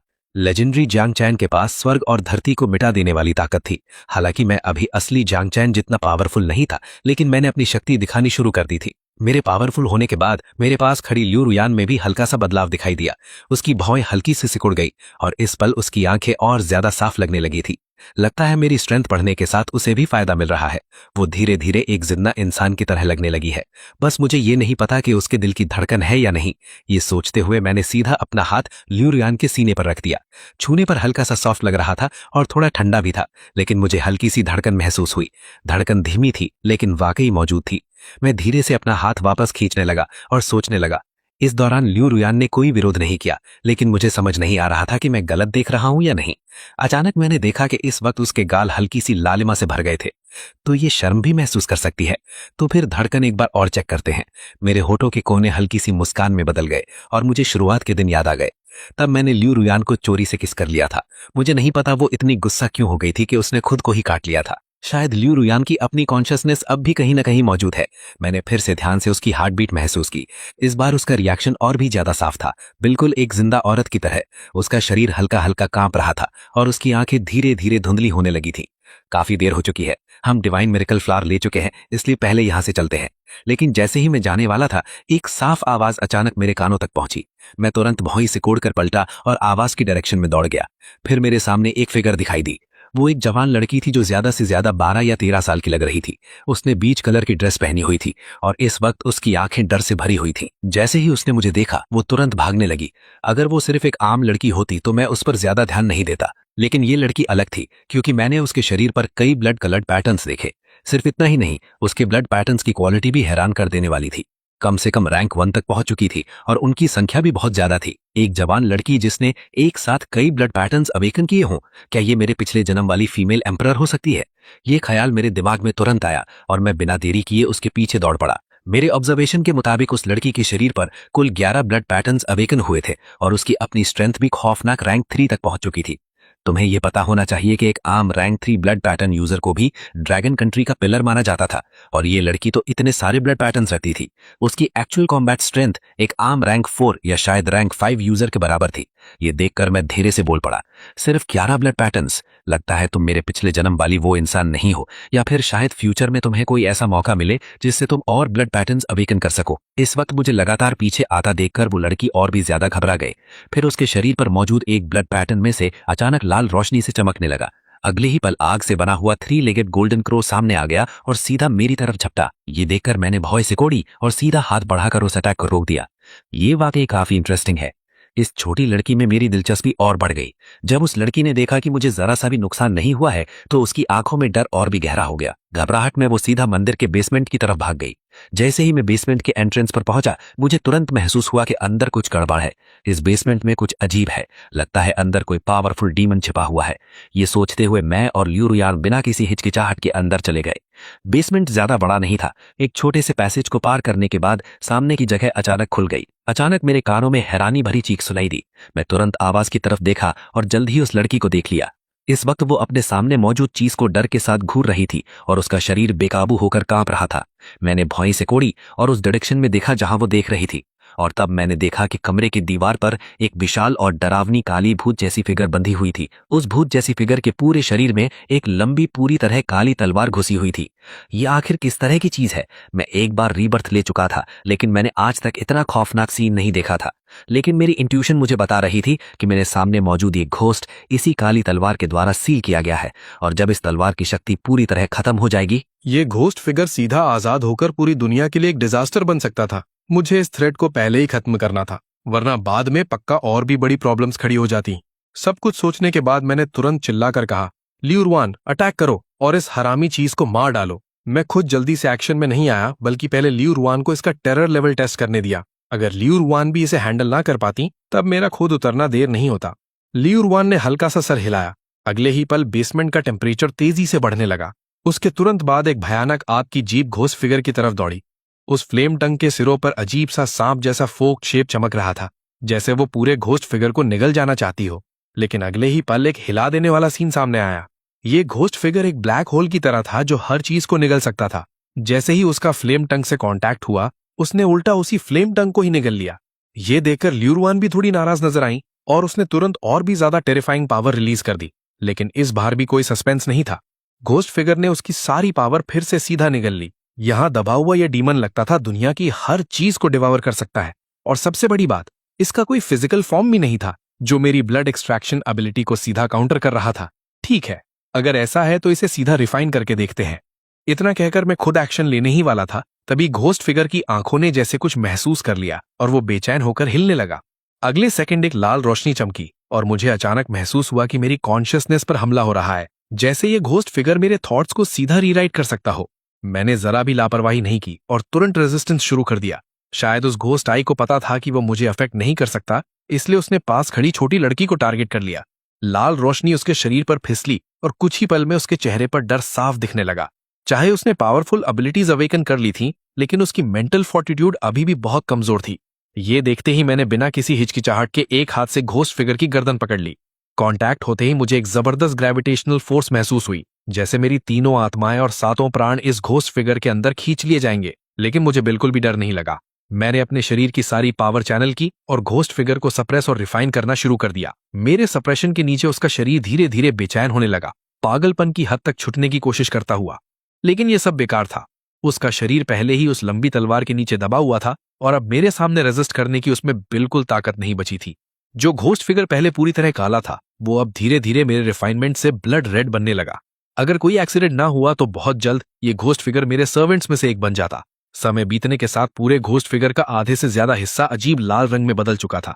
उसके ऊपर लगी लंबी तलवार भी अपना काला रंग खोकर धीरे धीरे ब्लड रेड हो रही थी। लेकिन जब मुझे लगा कि मैं जीत नहीं वाला हूं, तब एक और एक्सीडेंट हो गया। इस वक्त घोस्ट फिगर में अचानक एक खतरनाक और डरावना चेहरा दिखाया, जैसे वो मुझे जिंदा निगल जाना चाहता हो। उसकी स्कारलेट घोस्ट आइज बेचैनी से हिलने लगी और एक और लाल रोशनी ने मुझे घूर कर देखा। क्या देख रहा है? हिम्मत है तो फिर देख। इतना कहकर मैंने एक हाथ बढ़ाया और सीधा उस घोस्ट आई की तरफ घुसा दिया। अगले ही सेकंड घोस्ट फिगर ने दर्द भरी कराह निकाली और मैंने तुरंत उस घोस्ट आई को निकालकर अपने मुंह में डाल लिया। 2-3 बार चबाने के बाद मैंने उसे बड़े मजे से निगल लिया। ये सीन देखकर घोस्ट फिगर पूरी तरह घबरा गया। अब उसे किसी और चीज की परवाह नहीं थी। उसका सिर सीधा शरीर से अलग हो गया और वो तुरंत यहां से भागना चाहता था। भागना चाहता है, नाइस ट्राई। मैंने तुरंत उसके सिर को कंट्रोल करने की कोशिश की, लेकिन इसी वक्त पूरा बेसमेंट अचानक गिरने लगा, जैसे उसके सारे सपोर्ट पॉइंट्स खत्म हो गए हों। और क्योंकि घोस्ट फिगर का कोई फिजिकल बॉडी नहीं था, वो इस सब को इग्नोर करके सीधा ऊपर जमीन की तरफ उड़ गया। मैंने पास खड़ी छोटी लड़की की तरफ देखा। फायदे और नुकसान तोलने के बाद मैंने उसका पीछा छोड़ने का फैसला किया। मैं मुड़ा, लड़की को पकड़ा और लियूरुआन को लेकर सीधा बेसमेंट से बाहर निकल गया। मेरे साथ बाहर निकली चीजों में घोस्ट फिगर का शरीर और वो लंबी तलवार भी थी जो मेरे करप्शन से बदल चुकी थी। इसी वक्त मेरे दिमाग में एक information stream I. Terrifying ghost figure किसी भी बॉडी पार्ट को स्प्लाइस कर सकता है। स्कारलेट घोस्ट आए घोस्ट डोमेन खोल सकता है और लोगों की कॉन्शियसनेस इन्वेड कर सकता है। ईविल स्वॉर्ड ओरिजिनल फॉर्म, जितनी ज्यादा किलिंग इंटेंट होगी उतना ही ज्यादा इसका इफेक्ट पावरफुल होगा। इस तलवार को पूरी तरह मास्टर करने के लिए यूजर की किलिंग इंटेंट तलवार से भी ज्यादा होनी चाहिए, वरना आखिर में ये उल्टा अपने मालिक को ही खा जाएगी। मैंने ये बात समझ ली, लेकिन मुझे कोई फर्क नहीं पड़ा। मेरी स्ट्रेंथ के साथ मैं इस ईविल स्वॉर्ड को परफेक्टली कंट्रोल कर सकता हूं और मेरे हाथों में यह तलवार और भी ज्यादा टेरिफाइंग पावर रिलीज करेगी। थैंक यू अभी के लिए। इसी वक्त मेरे पास खड़ी छोटी लड़की अचानक बोली। पहले वो मुझसे बहुत डरती थी, लेकिन टेरिफाइंग घोस्ट फिगर से टकराने के बाद और मुझे उसकी जान बचाते देखकर उसकी सोच बदल चुकी थी। मैं यहां से जा रहा हूं। तुम्हें भी निकल जाना चाहिए, मैंने कैजुअली कहा। इस लड़की ने एक साथ 11 ब्लड पैटर्न्स अवेकन किए थे। चाहे वो फ्यूचर की फीमेल एम्परर ना भी हो, वक्त मिलने पर वो जरूर एक पावरफुल वॉरियर बनेगी। क्या आप मुझे अपना नाम बता सकते हैं? और पहले जो हुआ उसके लिए सॉरी। मुझे लगा था आप और वो दोनों ज़ॉम्बीज हैं। थोड़ी देर हिचकिचाने के बाद लड़की फिर बोली, जांग चैन। मैंने सोचकर सीधा जवाब दिया। मैंने उसे अपना असली नाम नहीं बताया, वैसे भी नाम उतना इंपॉर्टेंट नहीं होता, एक कोड नेम काफी है। मेरा नाम बाइट यांग शैंग है, लड़की ने कहा। इतना कहकर मैंने सीधा ली रुआन का हाथ पकड़ा और वहां से चला गया। हालांकि घोस्ट फिगर का सिर भाग निकला था, लेकिन मेरा उसे ऐसे ही छोड़ देने का कोई इरादा नहीं था। सिर्फ एक सिर बचने के बाद भी उसकी टेरिफाइंग नेचर किसी बड़े डिजास्टर को जन्म दे सकती थी। मेरे जाने के बाद भी बाइट यांग शैंग सामने की तरफ खाली नजरों से देखती रही। फिर हैरानी की बात यह हुई कि वो एक अलग डायरेक्शन में चल पड़ी। चलते वक्त उसके शरीर से अजीब बैंगनी रोशनी निकलने लगी। उसकी बर्फ जैसी सफेद स्किन पर हर तरह के खूनी टैटूज उभर आए, जो उसे एक अजीब और मोहक रूप दे रहे थे। और उसके तुरंत बाद बाइट यांग शैंग का पूरा रूप ही बदल गया। वो असल में एक ब्लैक फीनिक्स में ट्रांसफॉर्म हो गई। मैंने नहीं सोचा था कि मुझे इतना पावरफुल ह्यूमन मिलेगा। इवन घोस्ट शैडो भी उसका मुकाबला नहीं कर सका। लगता है मुझे जल्दी से अपनी स्ट्रेंथ बढ़ानी होगी, बाइट यांग शैंग ने खुद से कहा। वो लिविंग पर्सन नहीं, या यूं कहें कि वो भी लाइफ और डेथ के बीच भटकने वाली एक ईयरी एग्जिस्टेंस है, एक अजीब बीइंग। लेकिन वो मुझसे अलग है। मैं ज्यादा ह्यूमन साइड की तरफ हूं, जबकि बाइट यांग शैंग ज्यादा ईविल स्पिरिट की तरफ झुकी हुई है। दूसरी तरफ लियू रुआन ने अचानक कहा, वो छोटी लड़की अजीब है, उसके अंदर एक और भी ज्यादा पावरफुल फोर्स छुपी हुई है। मैंने सर हिला दिया। मुझे पता है, मेरी करंट स्ट्रेंथ के साथ मैंने भी उस लड़की के अंदर छुपा हुआ सीक्रेट देख लिया था, लेकिन मैंने उसे एक्सपोज करना जरूरी नहीं समझा, क्योंकि वो काफी बोरिंग होता। ठीक है, घोस्ट शैडो लीडर सामने वाले मॉल में है, मैंने सामने के मॉल की तरफ इशारा करते हुए कहा। ये घोस्ट आई की असली पावर थी। जब घोस्ट डोमेन एक्टिवेट होता है, तब उस डोमेन के अंदर जो कई मीले तक फैला होता है, मैं सच में एक ओमनिशेंट और ओमनीपोटेंट एग्जिस्टेंस बन जाता हूं। हर छिपी हुई डिटेल को महसूस कर सकता हूं। उससे डील करने के लिए लियू रुआन अब पहले से ज्यादा एक लिविंग पर्सन जैसी बन रही थी। घोस्ट शैडो ने पहले उसकी बेइज्जती की थी, इसलिए अब वो अपनी लॉस्ट प्राइड वापस पाना चाहती थी। लियू रुआन सबसे पहले मॉल के अंदर घुसी। इस वक्त पूरा मॉल अजीब तरह से शांत था। जमीन पर खून के छींटे अभी भी दिख रहे थे, लेकिन एक भी लाश कहीं नजर नहीं आ रही थी। ये बहुत अनयूजुअल था। मेरा घोस्ट आई लगातार धड़क रहा था और आसपास स्कैन कर रहा था, और जल्द ही मैंने टारगेट लॉक कर लिया। एक बड़े से पांडा डॉल के अंदर मैंने छिपे हुए घोस्ट शैडो को देख लिया। ये वही डॉल है। इतना कहते ही मैंने तुरंत अपनी तलवार उसकी तरफ घुमा दी। मेरे पास खड़ी लियू रुयान ने भी जरा सी देर नहीं लगाई और तुरंत लावा की एक भयानक धार पैंडा डॉल की तरफ फेंक दी। अगले ही सेकंड उस डॉल के चेहरे पर एक डरावनी और खूंखार एक्सप्रेशन उभर आई। वो सीधा मेरी तरफ झपटा, क्योंकि मैं उसके सबसे करीब था। लेकिन मुझे जरा भी डर नहीं लगा। मैं इसे पहले भी हरा चुका था और अब दूसरी बार भी हरा सकता हूं। मर जा। यू वांट टू स्वॉर्ड से अनंत किलिंग इंटेंट फूट रही थी, जैसे वो दुनिया की हर चीज को काट सकती हो। बिना किसी सस्पेंस के उसने पैंडा डॉल को पूरी तरह चीर दिया। यहां तक कि असली गोस्ट शैडो लीडर भी सीधा 2 टुकड़ों में बंट गए। आसमान भर लावा फैल गया और गोस्ट शैडो लीडर को लपेट लिया, जैसे उसे पूरी तरह जलाकर राख कर देना चाहता हो। लेकिन हैरानी की बात यह थी कि 2 टुकड़ों में कटने और इतने तेज लावा में जलने के बाद भी गोस्ट शैडो लीडर मरने के कोई साइंस नहीं दिखा रही थी। लगता है मुझे इसे खुद रिफाइन करना ही पड़ेगा, मैंने मन ही मन सोचा।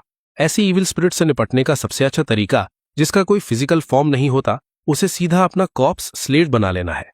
गोस्ट शैडो लीडर अब भी भागने की कोशिश कर रही थी, लेकिन मेरी बेपनाह प्रेशर ने उसे पल भर में घेर लिया। उसने एक और दर्द भरी चीख निकाली। अगले ही पल गोस्ट शैडो लीडर के अंदर की पावरफुल फोर्स अचानक फट पड़ी।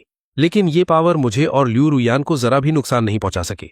मैंने भौहें सिकोड़ी और तुरंत समझ गया कि कुछ गड़बड़ है, क्योंकि लग नहीं रहा था कि ghost shadow leader final counter attack कर रही है, बल्कि वो अपनी पावर का इस्तेमाल आसपास के इविल स्पिरिट्स को बुलाने के लिए कर रही थी। अब मैं साफ महसूस कर सकता था कि कई दर्जन मील दूर तक के इविल स्पिरिट्स यहां इकट्ठा हो रहे हैं। इनकी संख्या शायद पूरे ड्रैगन कंट्री में भी एक अनप्रेसिडेंटेड डिजास्टर ला सकती थी। लेकिन अजीब बात यह थी कि मुझे बिल्कुल भी डर नहीं लगा। क्या तुम्हें कॉन्फिडेंस है इन सबसे डील करने का? मैंने मुड़कर लियू रुयान की तरफ देखा और पूछा। लियू रुयान ने कुछ नहीं कहा, बस सीधा सर हिला दिया। ये देखकर मेरे चेहरे पर एक रिलैक्स्ड स्माइल आ गई। बहुत बढ़िया, फिर चलो अलग अलग होकर इन इविल स्पिरिट्स को खत्म करते हैं। जैसे ही मेरे शब्द खत्म हुए, मैं और लियू रुयान अलग अलग डायरेक्शंस में दौड़ पड़े। ग्रेड F इविल स्पिरिट्स मेरे सामने कुछ भी नहीं थे। उन्हें मारना वैसे ही था जैसे किसी चींटी को कुचल देना। ऊपर से मुझे युवांतु मैनुअल भी मिल चुका था, इसीलिए इविल स्पिरिट्स को डील करना और भी आसान हो गया था। 5 घंटे तक चली लंबी लड़ाई में मैं बस तलवार ऊपर नीचे चलाता रहा, बिना एक पल के लिए भी आग झपकाए। पता ही नहीं चला कब मेरे आसपास के सारे इविल स्पिरिट्स का सफाया हो गया। लेकिन इस वक्त मुझे थकान बिल्कुल महसूस नहीं हुई। उल्टा किलिंग की वजह से मैं और भी ज्यादा एक्साइटेड हो गया था। तब दोपहर हो चुकी थी। तेज धूप मुझे बहुत अनकंफर्टेबल कर रही थी, बिल्कुल वैसे जैसे किसी इंसान को मक्खी देखकर महसूस होता है। कोई खतरा नहीं होता लेकिन बहुत इरिटेटिंग लगता है। चलो थोड़ी देर आराम करते हैं और रात को फिर बाहर निकलते हैं। ये सोचते सोचते पता नहीं कब मैं एक विला एरिया में पहुंच गया। मैंने रैंडम एक विला चुना और खिड़की से अंदर चढ़ गया, फिर सीधा बाथरूम में जाकर शावर लेने लगा। ज़ॉम्बी बनने के बाद भी मेरी कई ह्यूमन हैबिट्स अब तक बनी हुई थी। 10 मिनट से ज्यादा वक्त बाद मैं धीरे धीरे बाथरूम से बाहर निकला, लेकिन जैसे ही मैं बाहर आया मुझे दरवाजा खुलने की आवाज सुनाई दी।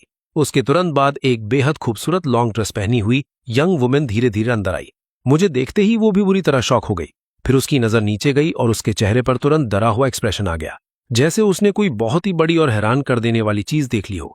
तुम कौन हो और मेरे रूम में क्या कर रहे हो? यंग वुमेन चीख पड़ी। तो ये तुम्हारा घर है?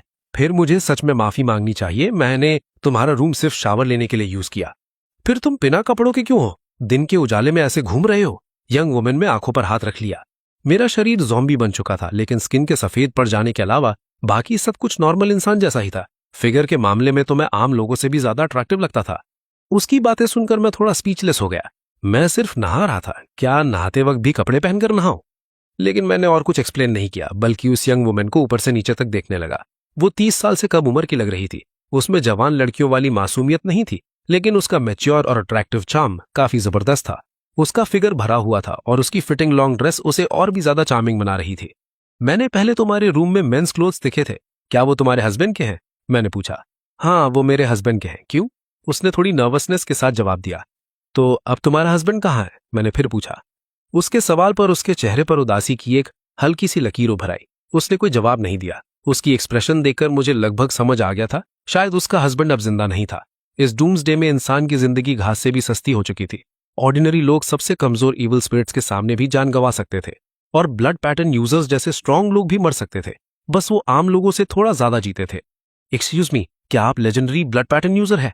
यंग वुमेन ने अचानक पूछा। इस वक्त मेरे सिल्वर बाल थे और मेरी आंखें अजीब सार्किट कलर की थी। ऐसा इंसान या तो इविल स्पिरिट लगता या ब्लड पैटर्न यूजर। उसकी बात सुनकर मुझे थोड़ा सरप्राइज हुआ। डिजास्टर का पहला ही दिन था, क्या ऑर्डिनरी लोगों को ब्लड पैटर्न यूजर्स के बारे में इतनी जल्दी पता चल गया? तुम्हें कैसे पता? मैंने पूछा। यंग वुमन के चेहरे पर एक मीनिंगफुल स्माइल आई। कम्युनिटी के लोगों से सुना है, शायद आपको नहीं पता, हमारी कम्युनिटी में पहले से एक ब्लड पैटर्न यूजर है। वो पानी को समन करके अटैक कर सकती है। कल उसने बहुत सारे इविल स्पिरिट्स को मारा था। अब वो हमारी कम्युनिटी की लीडर है। यंग वुमन ने समझाया और बोलते बोलते वो खुद मेरे और करीब आ गई। उसका इंटेंशन काफी क्लियर था। अच्छा, तो बात ये है, मैंने सर हिला दिया। ऑर्डिनरी लोगों की नजर में blood pattern user super humans जैसे थे। वो इविल स्पिरिट्स का सामना सीधा कर सकते थे, और जो बात उस यंग वुमन ने कही थी वो कोई अनकॉमन चीज नहीं थी। अक्सर जब मर्दों को ब्लड पैटर्न पावर मिलती थी तो वो पैसे छीनते, पावर ग्रैब करते और अपनी मर्जी चलाते थे, क्योंकि डिजास्टर के बाद सब कुछ बदल चुका था। अगर आप ब्लड पैटर्न यूजर हैं तो आपकी एबिलिटी क्या है? यंग वुमन ने फिर पूछा। क्या तुम वाकई जानना चाहती हो? मैंने पलटकर पूछा। मैं उसकी सोच को अच्छी तरह समझ रहा था। जैसे मर्द खूबसूरत औरतों को देखकर अट्रैक्ट होते हैं, वैसे ही औरतें पावरफुल मर्दों के साथ रहना चाहती हैं। डिजास्टर के बाद उनके पास किसी स्ट्रांग इंसान पर डिपेंड करने के अलावा ज्यादा ऑप्शंस नहीं बचते, और ये यंग वुमन भी अपनी खूबसूरती की वजह से किसी पावरफुल इंसान का सहारा ढूंढ सकती थी। हाँ लिटिल ब्रदर, सिस्टर को दिखाओ ना। अगर तुम सिस्टर को दिखाओगे तो सिस्टर भी तुम्हें कुछ अच्छा दिखाएगी। इतना कहकर वो बिल्कुल मेरे पास आ गई। उसके चेहरे पर बिल्कुल शर्म नहीं थी। उसने अपनी उंगलियों से मेरे सीने को छुआ और मुझे एक अजीब सी मुस्कान के साथ देखा। मेरी एबिलिटी दिखाना कन्वीनियंट नहीं है, लेकिन तुम बहुत जल्दी खुद जान जाओगे। मैंने रेजिस्ट नहीं किया और सीधा उसकी पतली कमर के गिर्द अपना हाथ रख लिया। हालांकि वो यंग वुमन खूबसूरत थी और उसका फिगर भी अच्छा था, लेकिन इतना नहीं कि मैं उस पर ऑब्सेस्ड हो जाऊं। मैं बस ये देखना चाहता था कि ज़ॉम्बी बनने के बाद भी मेरे अंदर ह्यूमन इंस्टिंक्ट्स बचे हैं या नहीं। ठीक है लिटिल ब्रदर, बस सिस्टर के साथ जेंटल रहना, यंग वुमन ने कहा, और दोनों काफी करीब आ गए। और इसी दौरान मुझे हैरानी हुई कि ज़ॉम्बी बनने के बाद भी मेरी शारीरिक काबिलियतें गायब नहीं हुई थी, बल्कि कुछ मामलों में पहले से काफी ज्यादा पावरफुल महसूस हो रही थी। उसी वक्त Jianghai city university of science and technology में चेन शान ने सारे सर्वाइवर्स को एक जगह इकट्ठा कर लिया। फिर उसने सोल्जर्स को कहा कि सबको सप्लाईज कलेक्ट करने ले जाया जाए, ताकि पूरी यूनिवर्सिटी को जितनी जल्दी हो सके एक शेल्टर में बदला जा सके। सारे ब्लड पैटर्न यूजर्स कैफेटेरिया में बैठकर खाना खा रहे थे और अपनी स्ट्रेंथ रिकवर कर रहे थे, ताकि आने वाली रात का सामना कर सके। शाओ ई भी वहीं मौजूद थी।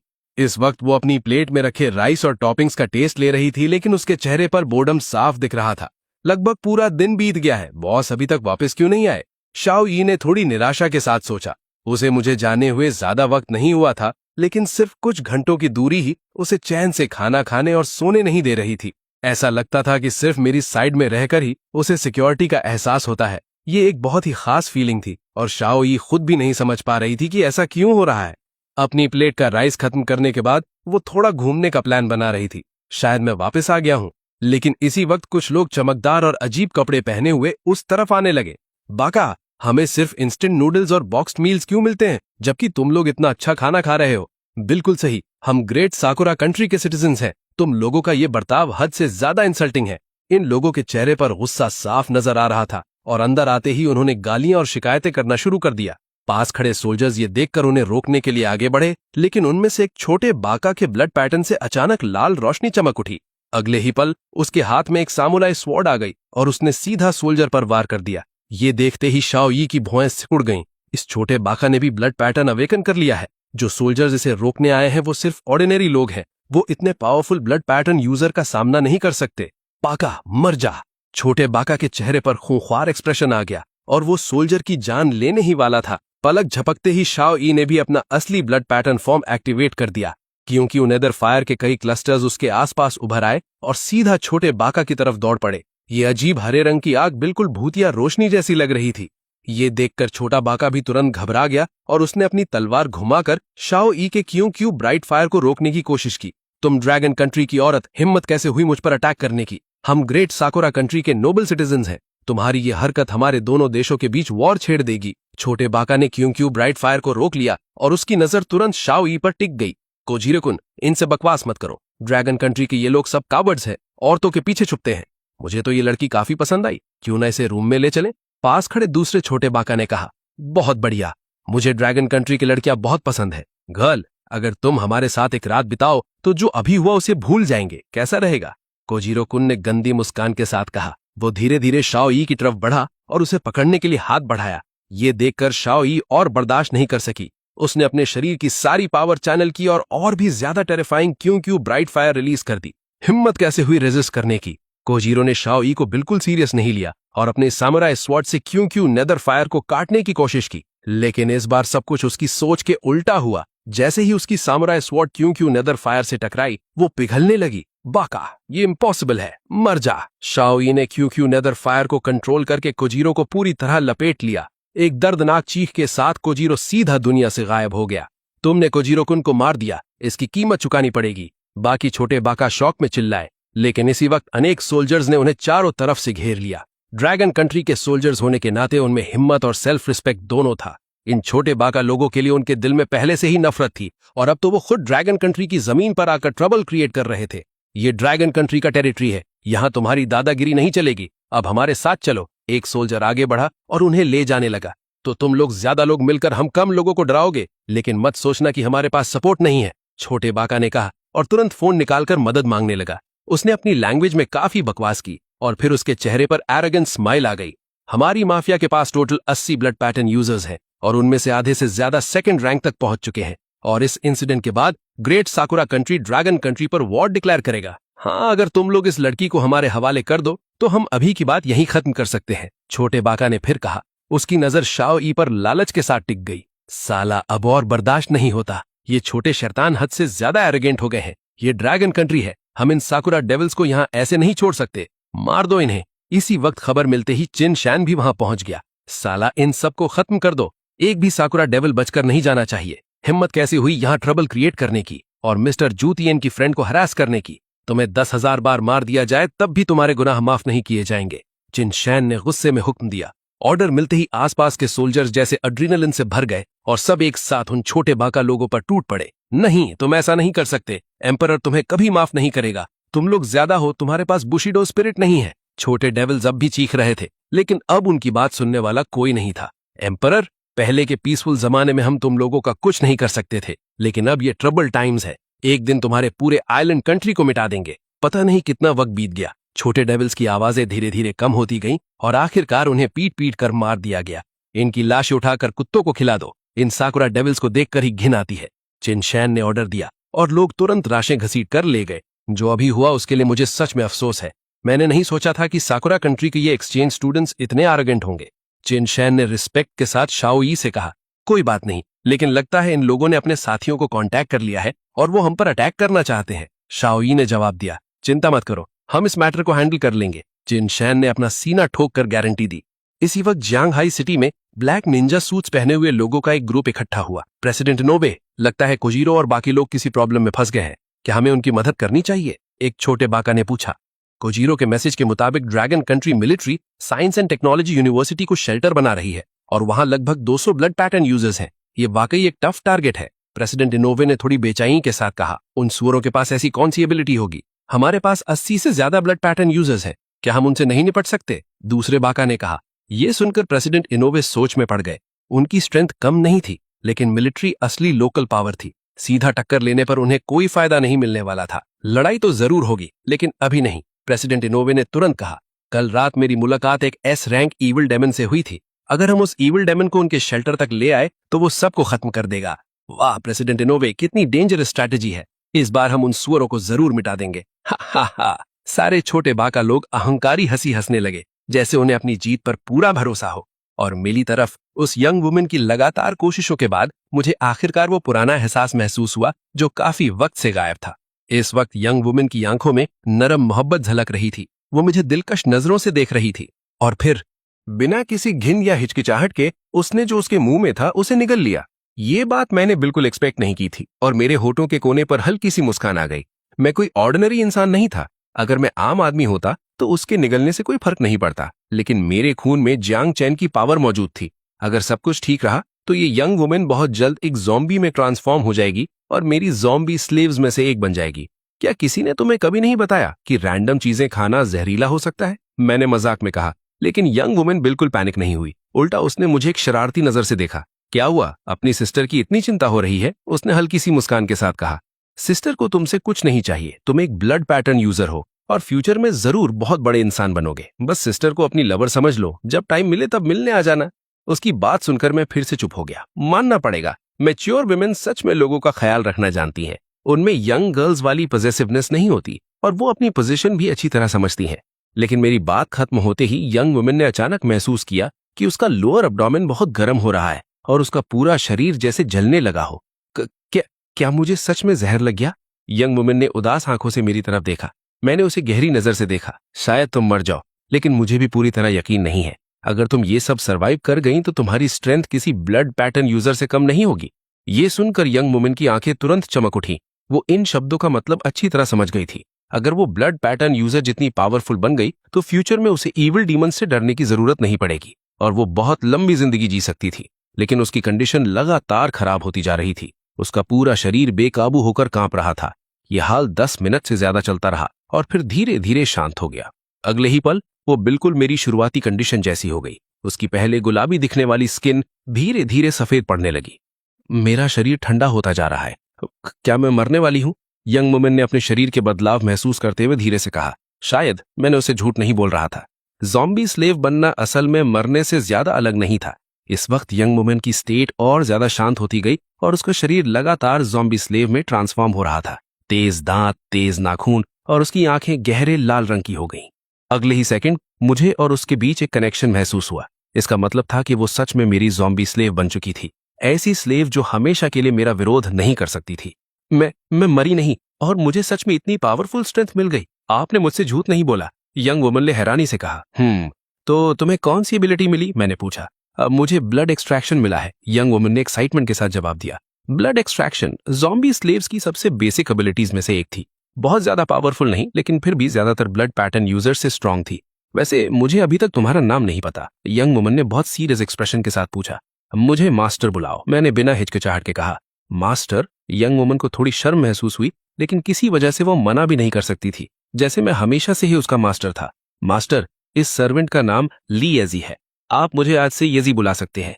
ये कहकर उसने अपनी भारी गर्दन मेरे बाजू से लगा दी, बिल्कुल एक शांत बिल्ली की तरह। मेरे सामने उसकी नरम हरकतें देखकर मैं अंदर ही अंदर सांस भरने लगा। जब मैं जवान था तब मैच्योर वुमेन की असली वैल्यू नहीं समझता था और गलती से यंग गर्ल्स को ही सब कुछ मान लेता था। लेकिन एक मैच्योर वुमेन का चार्म ऐसी चीज थी जिसका कंपैरिजन कोई यंग गर्ल नहीं कर सकती। मैंने खिड़की के बाहर का सीन देखा और गहरी आवाज में कहा, वक्त हो गया है, मुझे वापस जाना होगा। आधे घंटे के अंदर रात पूरी तरह उतर आएगी और इविल डीमंस फिर से एक्टिव होकर पूरे शहर के इंसानों का शिकार करना शुरू कर देंगे। नहीं मास्टर, मैं चाहती हूं आप थोड़ी देर और रुक जाएं, ली येजी ने चिपकने वाले अंदाज में कहा। हालांकि इस वक्त ली एजी बहुत अट्रैक्टिव लग रही थी, लेकिन मेरा उस पर और वक्त खर्च करने का कोई इरादा नहीं था। आज से तुम्हारा सिर्फ एक काम है, एक छोटा शेल्टर बिल्ड करो। तुम्हारी करंट स्ट्रेंथ के साथ उस ब्लड पैटर्न यूजर को हैंडल करना मुश्किल नहीं होगा। चिंता मत कीजिए मास्टर, ये सर्वेंट आपका टास्क पूरी मेहनत से कंप्लीट करेगी, ली एजी ने खुश होकर कहा। ली एजी के साथ मैं विला से बाहर निकला और सीधा Jianghai university of science and technology की तरफ उड़ गया। जब मैं यूनिवर्सिटी से लगभग 10 किलोमीटर दूर था तब मैं अचानक रुक गया, क्योंकि मुझे एक बहुत ही पावरफुल ऑरा महसूस हुई। ये ऑरा एक ईविल डीमन की थी, और वो भी एस रैंक ईविल डीमन। हैरानी की बात है, जियांगसाई सिटी में एक और एस रैंक ईविल डीमन आ गया। लगता है मेरी पहली लाइफ के मुकाबले कई चीजें बदल चुकी हैं, मैंने मन ही मन सोचा, और तुरंत अपनी गोस्ट आइज एक्टिवेट कर दी। अगले ही सेकंड मैंने टारगेट लॉक कर लिया। वो एक बहुत ही बड़ा और terrifying black tiger evil demon था। उसके काले धारी वाले शरीर से खतरनाक ऑरा निकल रही थी। उसका साइज इतना बड़ा था कि वो लगभग एक हाथी के बराबर लग रहा था। लेकिन जिस चीज ने मुझे और भी ज्यादा सरप्राइज किया वो था एक पुराना पहचाना चेहरा। मंदिर में मिली वो छोटी लड़की, इस वक्त वो भी यहीं मौजूद थी और उस ब्लैक टाइगर की पीठ पर बैठी हुई थी, जैसे दोनों बहुत करीब हों। और सबसे अजीब बात यह थी कि ब्लैक टाइगर उसे नुकसान पहुंचाने का कोई इरादा नहीं रखता था। इस बात में मेरी क्यूरियोसिटी और बढ़ा दी। मंदिर में ही मुझे लग गया था कि इस लड़की में कुछ अलग है, लेकिन मैंने उस वक्त ज्यादा ध्यान नहीं दिया। अब लगता है कि इसके अंदर छुपा हुआ राज बिल्कुल भी आम नहीं है। आखिर ये एक एस रैंक ईविल डीमन था जिसका पावर लेवल दुनिया तबाह कर देने जितना था, फिर भी इतनी खतरनाक एग्जिस्टेंस उसे अपनी पीठ पर इतनी शांति से बैठने दे रही थी। ये कॉमन सेंस के बिल्कुल खिलाफ था। मैं तुरंत उसके पास नहीं गया, बल्कि चुपचाप उसे ऑब्जर्व करने लगा। मैंने देखा कि छोटी लड़की प्यार से ब्लैक टाइगर के माथे को सहला रही थी। तभी उसके हाथ की हथेली से ब्लड रेड रोशनी निकली और अगले ही पल ब्लैक टाइगर के माथे पर ब्लड रेड पैटर्न उभर आया। जैसे ही ब्लड पैटर्न बना, ब्लैक टाइगर ने एक ऐसी दहाड़ मारी कि लोगों की रूह कांप जाए, और उसके तुरंत बाद उसके शरीर की ऑरा और भी ज्यादा टेरिफाइंग हो गई, जैसे उसने कोई एवोल्यूशन कंप्लीट कर ली हो। ये लड़की ईविल डीमन का रैंक भी इंक्रीज कर सकती है। ये इंसान है या खुद ईविल डीमन? इन सवालों के साथ मैंने सीधा टेलीपोर्ट करके उसके पास पहुंचने का फैसला किया। एक पल में मैं उसके सामने खड़ा था। बाईतियान सिंह, मैंने तुम्हारा नाम गलत तो नहीं बोला ना? मैंने उसकी आंखों में देखते हुए ठंडी आवाज में पूछा। मेरे अचानक सामने आ जाने पर बाईतियान सिंह ने हल्का सा भौं सिकोरी, लेकिन वो ज्यादा सरप्राइज नहीं हुई। लगता है गोस्ट आइज मिलने के बाद तुम्हारी स्ट्रेंथ काफी बढ़ गई है। बाईतियान सिंह ने मेरे सवाल का जवाब नहीं दिया, बल्कि गहरे मतलब वाले अंदाज में बोली। इस वक्त उसके नीचे बैठा ब्लैक टाइगर मेरी प्रेजेंस महसूस कर चुका था और बेचैन होने लगा। उसने अपना बड़ा सा मुंह खोला जो किसी अंधेरी खाई जैसा लग रहा था, और लगातार मेरी तरफ दहाड़ने लगा। मैंने बस एक नजर उसकी तरफ डाली और तुरंत ब्लैक टाइगर ने एक बहुत बड़ा डेंजर महसूस कर लिया। उसका शरीर कांप गया और उसने मेरी तरफ सीधा देखने की भी हिम्मत नहीं की। तुम कितने बुरे हो, तुमने इसे डरा दिया। ब्लैक टाइगर बहुत वेल बिहेव्ड है और बहुत स्मार्ट है, क्या तुम्हें ये पसंद नहीं? बाईतियान सिंह की बात सुनकर मेरे होठों का कोना हिल गया। वेल बिहेव्ड और स्मार्ट, ये एक एस रैंक ईविल डीमन है, इसमें वेल बिहेव जैसी कोई बात नहीं हो सकती। शायद सिर्फ बाईतियान सिंह ही इतने टेरिफाइंग ईविल डीमन को क्यूट पेट समझ सकती है। मैंने और बकवास करना बंद किया और गहरी आवाज में कहा, मैं तुम्हें 2 चॉइसेस देता हूं। पहली, मुझे अपनी असली आइडेंटिटी बताओ, क्या तुम इंसान हो या ईविल डीमन? दूसरी, या फिर इसी ब्लैक टाइगर के साथ यहीं मर जाओ। मैंने ये बात बिल्कुल इमोशनलेस टोन में कही। तुम इतने सीरियस क्यों रहते हो? मैं तो असल में इस ब्लैक टाइगर को ट्रेन करना चाहती थी, क्योंकि इसमें बहुत पोटेंशियल है। लेकिन अब जब तुम हमसे मिल ही गए हो तो क्यों ना इसे तुम्हें दे दूं? चिंता मत करो, इस ब्लैक टाइगर पर मेरा मार्क लगा हुआ है। अभी सिर्फ तुम्हारी और मेरी कमांड्स ही मानेगा। बाईतियान सिंह ने मुस्कुराते हुए कहा, ऐसा ईविल डीमन चाहे कोई भी अपने पास रखे, वो एक बहुत बड़ा हिडन डेंजर होता है। आखिर इसका असली मास्टर बाईतियान सिंह ही थी। टाइगर को पेट बनाकर रखना डिजास्टर को घर बुलाने जैसा होता है। ये कहावत बिना वजह नहीं बनी। लेकिन इस वक्त मैंने बाईतियान सिंह की काइंडनेस को रिजेक्ट नहीं किया, बल्कि मेरे चेहरे पर एक गहरी मुस्कान उभर आई। ठीक है, जब तुम इतनी मेहरबान हो तो मैं भी मना नहीं करूंगा। ये सुनकर बाईतियान सिंह ने सिर हिलाया और ब्लैक टाइगर की पीठ से नीचे उतर गई। उसके सिग्नल देते ही ब्लैक टाइगर सीधा मेरी तरफ चल पड़ा। हालांकि वो अंदर से बहुत रिलेक्टेंट था, लेकिन बाईतियान सिंह के ऑर्डर को माना भी नहीं कर सकता था। मैं बिना किसी डर के उसके सामने खड़ा रहा और सीधा अपना हाथ उसके शरीर पर रख दिया। अगले ही सेकंड मेरे तेज नाखून उसके शरीर को चीरहर अंदर घुस गए। एक पल में ज़ॉम्बी किंग का खास खून उसके शरीर के अंदर दौड़ गया। तुरंत ब्लैक टाइगर ने दर्द भरी दहाड़ मारी। इस वक्त उसका पूरा शरीर लगातार मेरे द्वारा ट्रांसफॉर्म हो रहा था और धीरे धीरे ज़ॉम्बी स्लेव में इवॉल्व होने लगा। मेरी पावर उसके शरीर के हर कोने में घुस रही थी। जब वो उसके माथे तक पहुंची तब मुझे एक जबरदस्त रेजिस्टेंस महसूस हुई। ये साफ था कि ये बाईतियान सिंह का खास मार्क था, लेकिन मैंने अपनी पूरी ताकत चैनल की और उस मार्क को पूरी तरह धक दिया। उसकी जगह अपना मार्क छोड़ दिया। इसी पल ब्लैक टाइगर का पूरा शरीर बुरी तरह कांपने लगा। ऐसा दर्द उसके अंदर दौड़ रहा था जो सीधा रूह को चीर दे। और इसी के साथ मेरे दिमाग में ब्लैक टाइगर के साथ एक कनेक्शन बन गया। मैं उस ब्लैक टाइगर को पूरी तरह ज़ॉम्बी स्लेव में रिफाइन कर चुका था। आज के बाद वॉरिंग स्टेट्स लायन किंग के अलावा मेरे पास एक और पावरफुल सबऑर्डिनेट आ गया था। और अब ब्लैक टाइगर की आंखों में मेरे लिए डर नहीं था। उसकी जगह एक अजीब सी इंटीमेसी और लॉयल्टी आ चुकी थी। मैं उसके माथे को सहलाते हुए फिर से बाई त्यान सिंह की तरफ मुड़ा। अब तुम्हारी बारी है।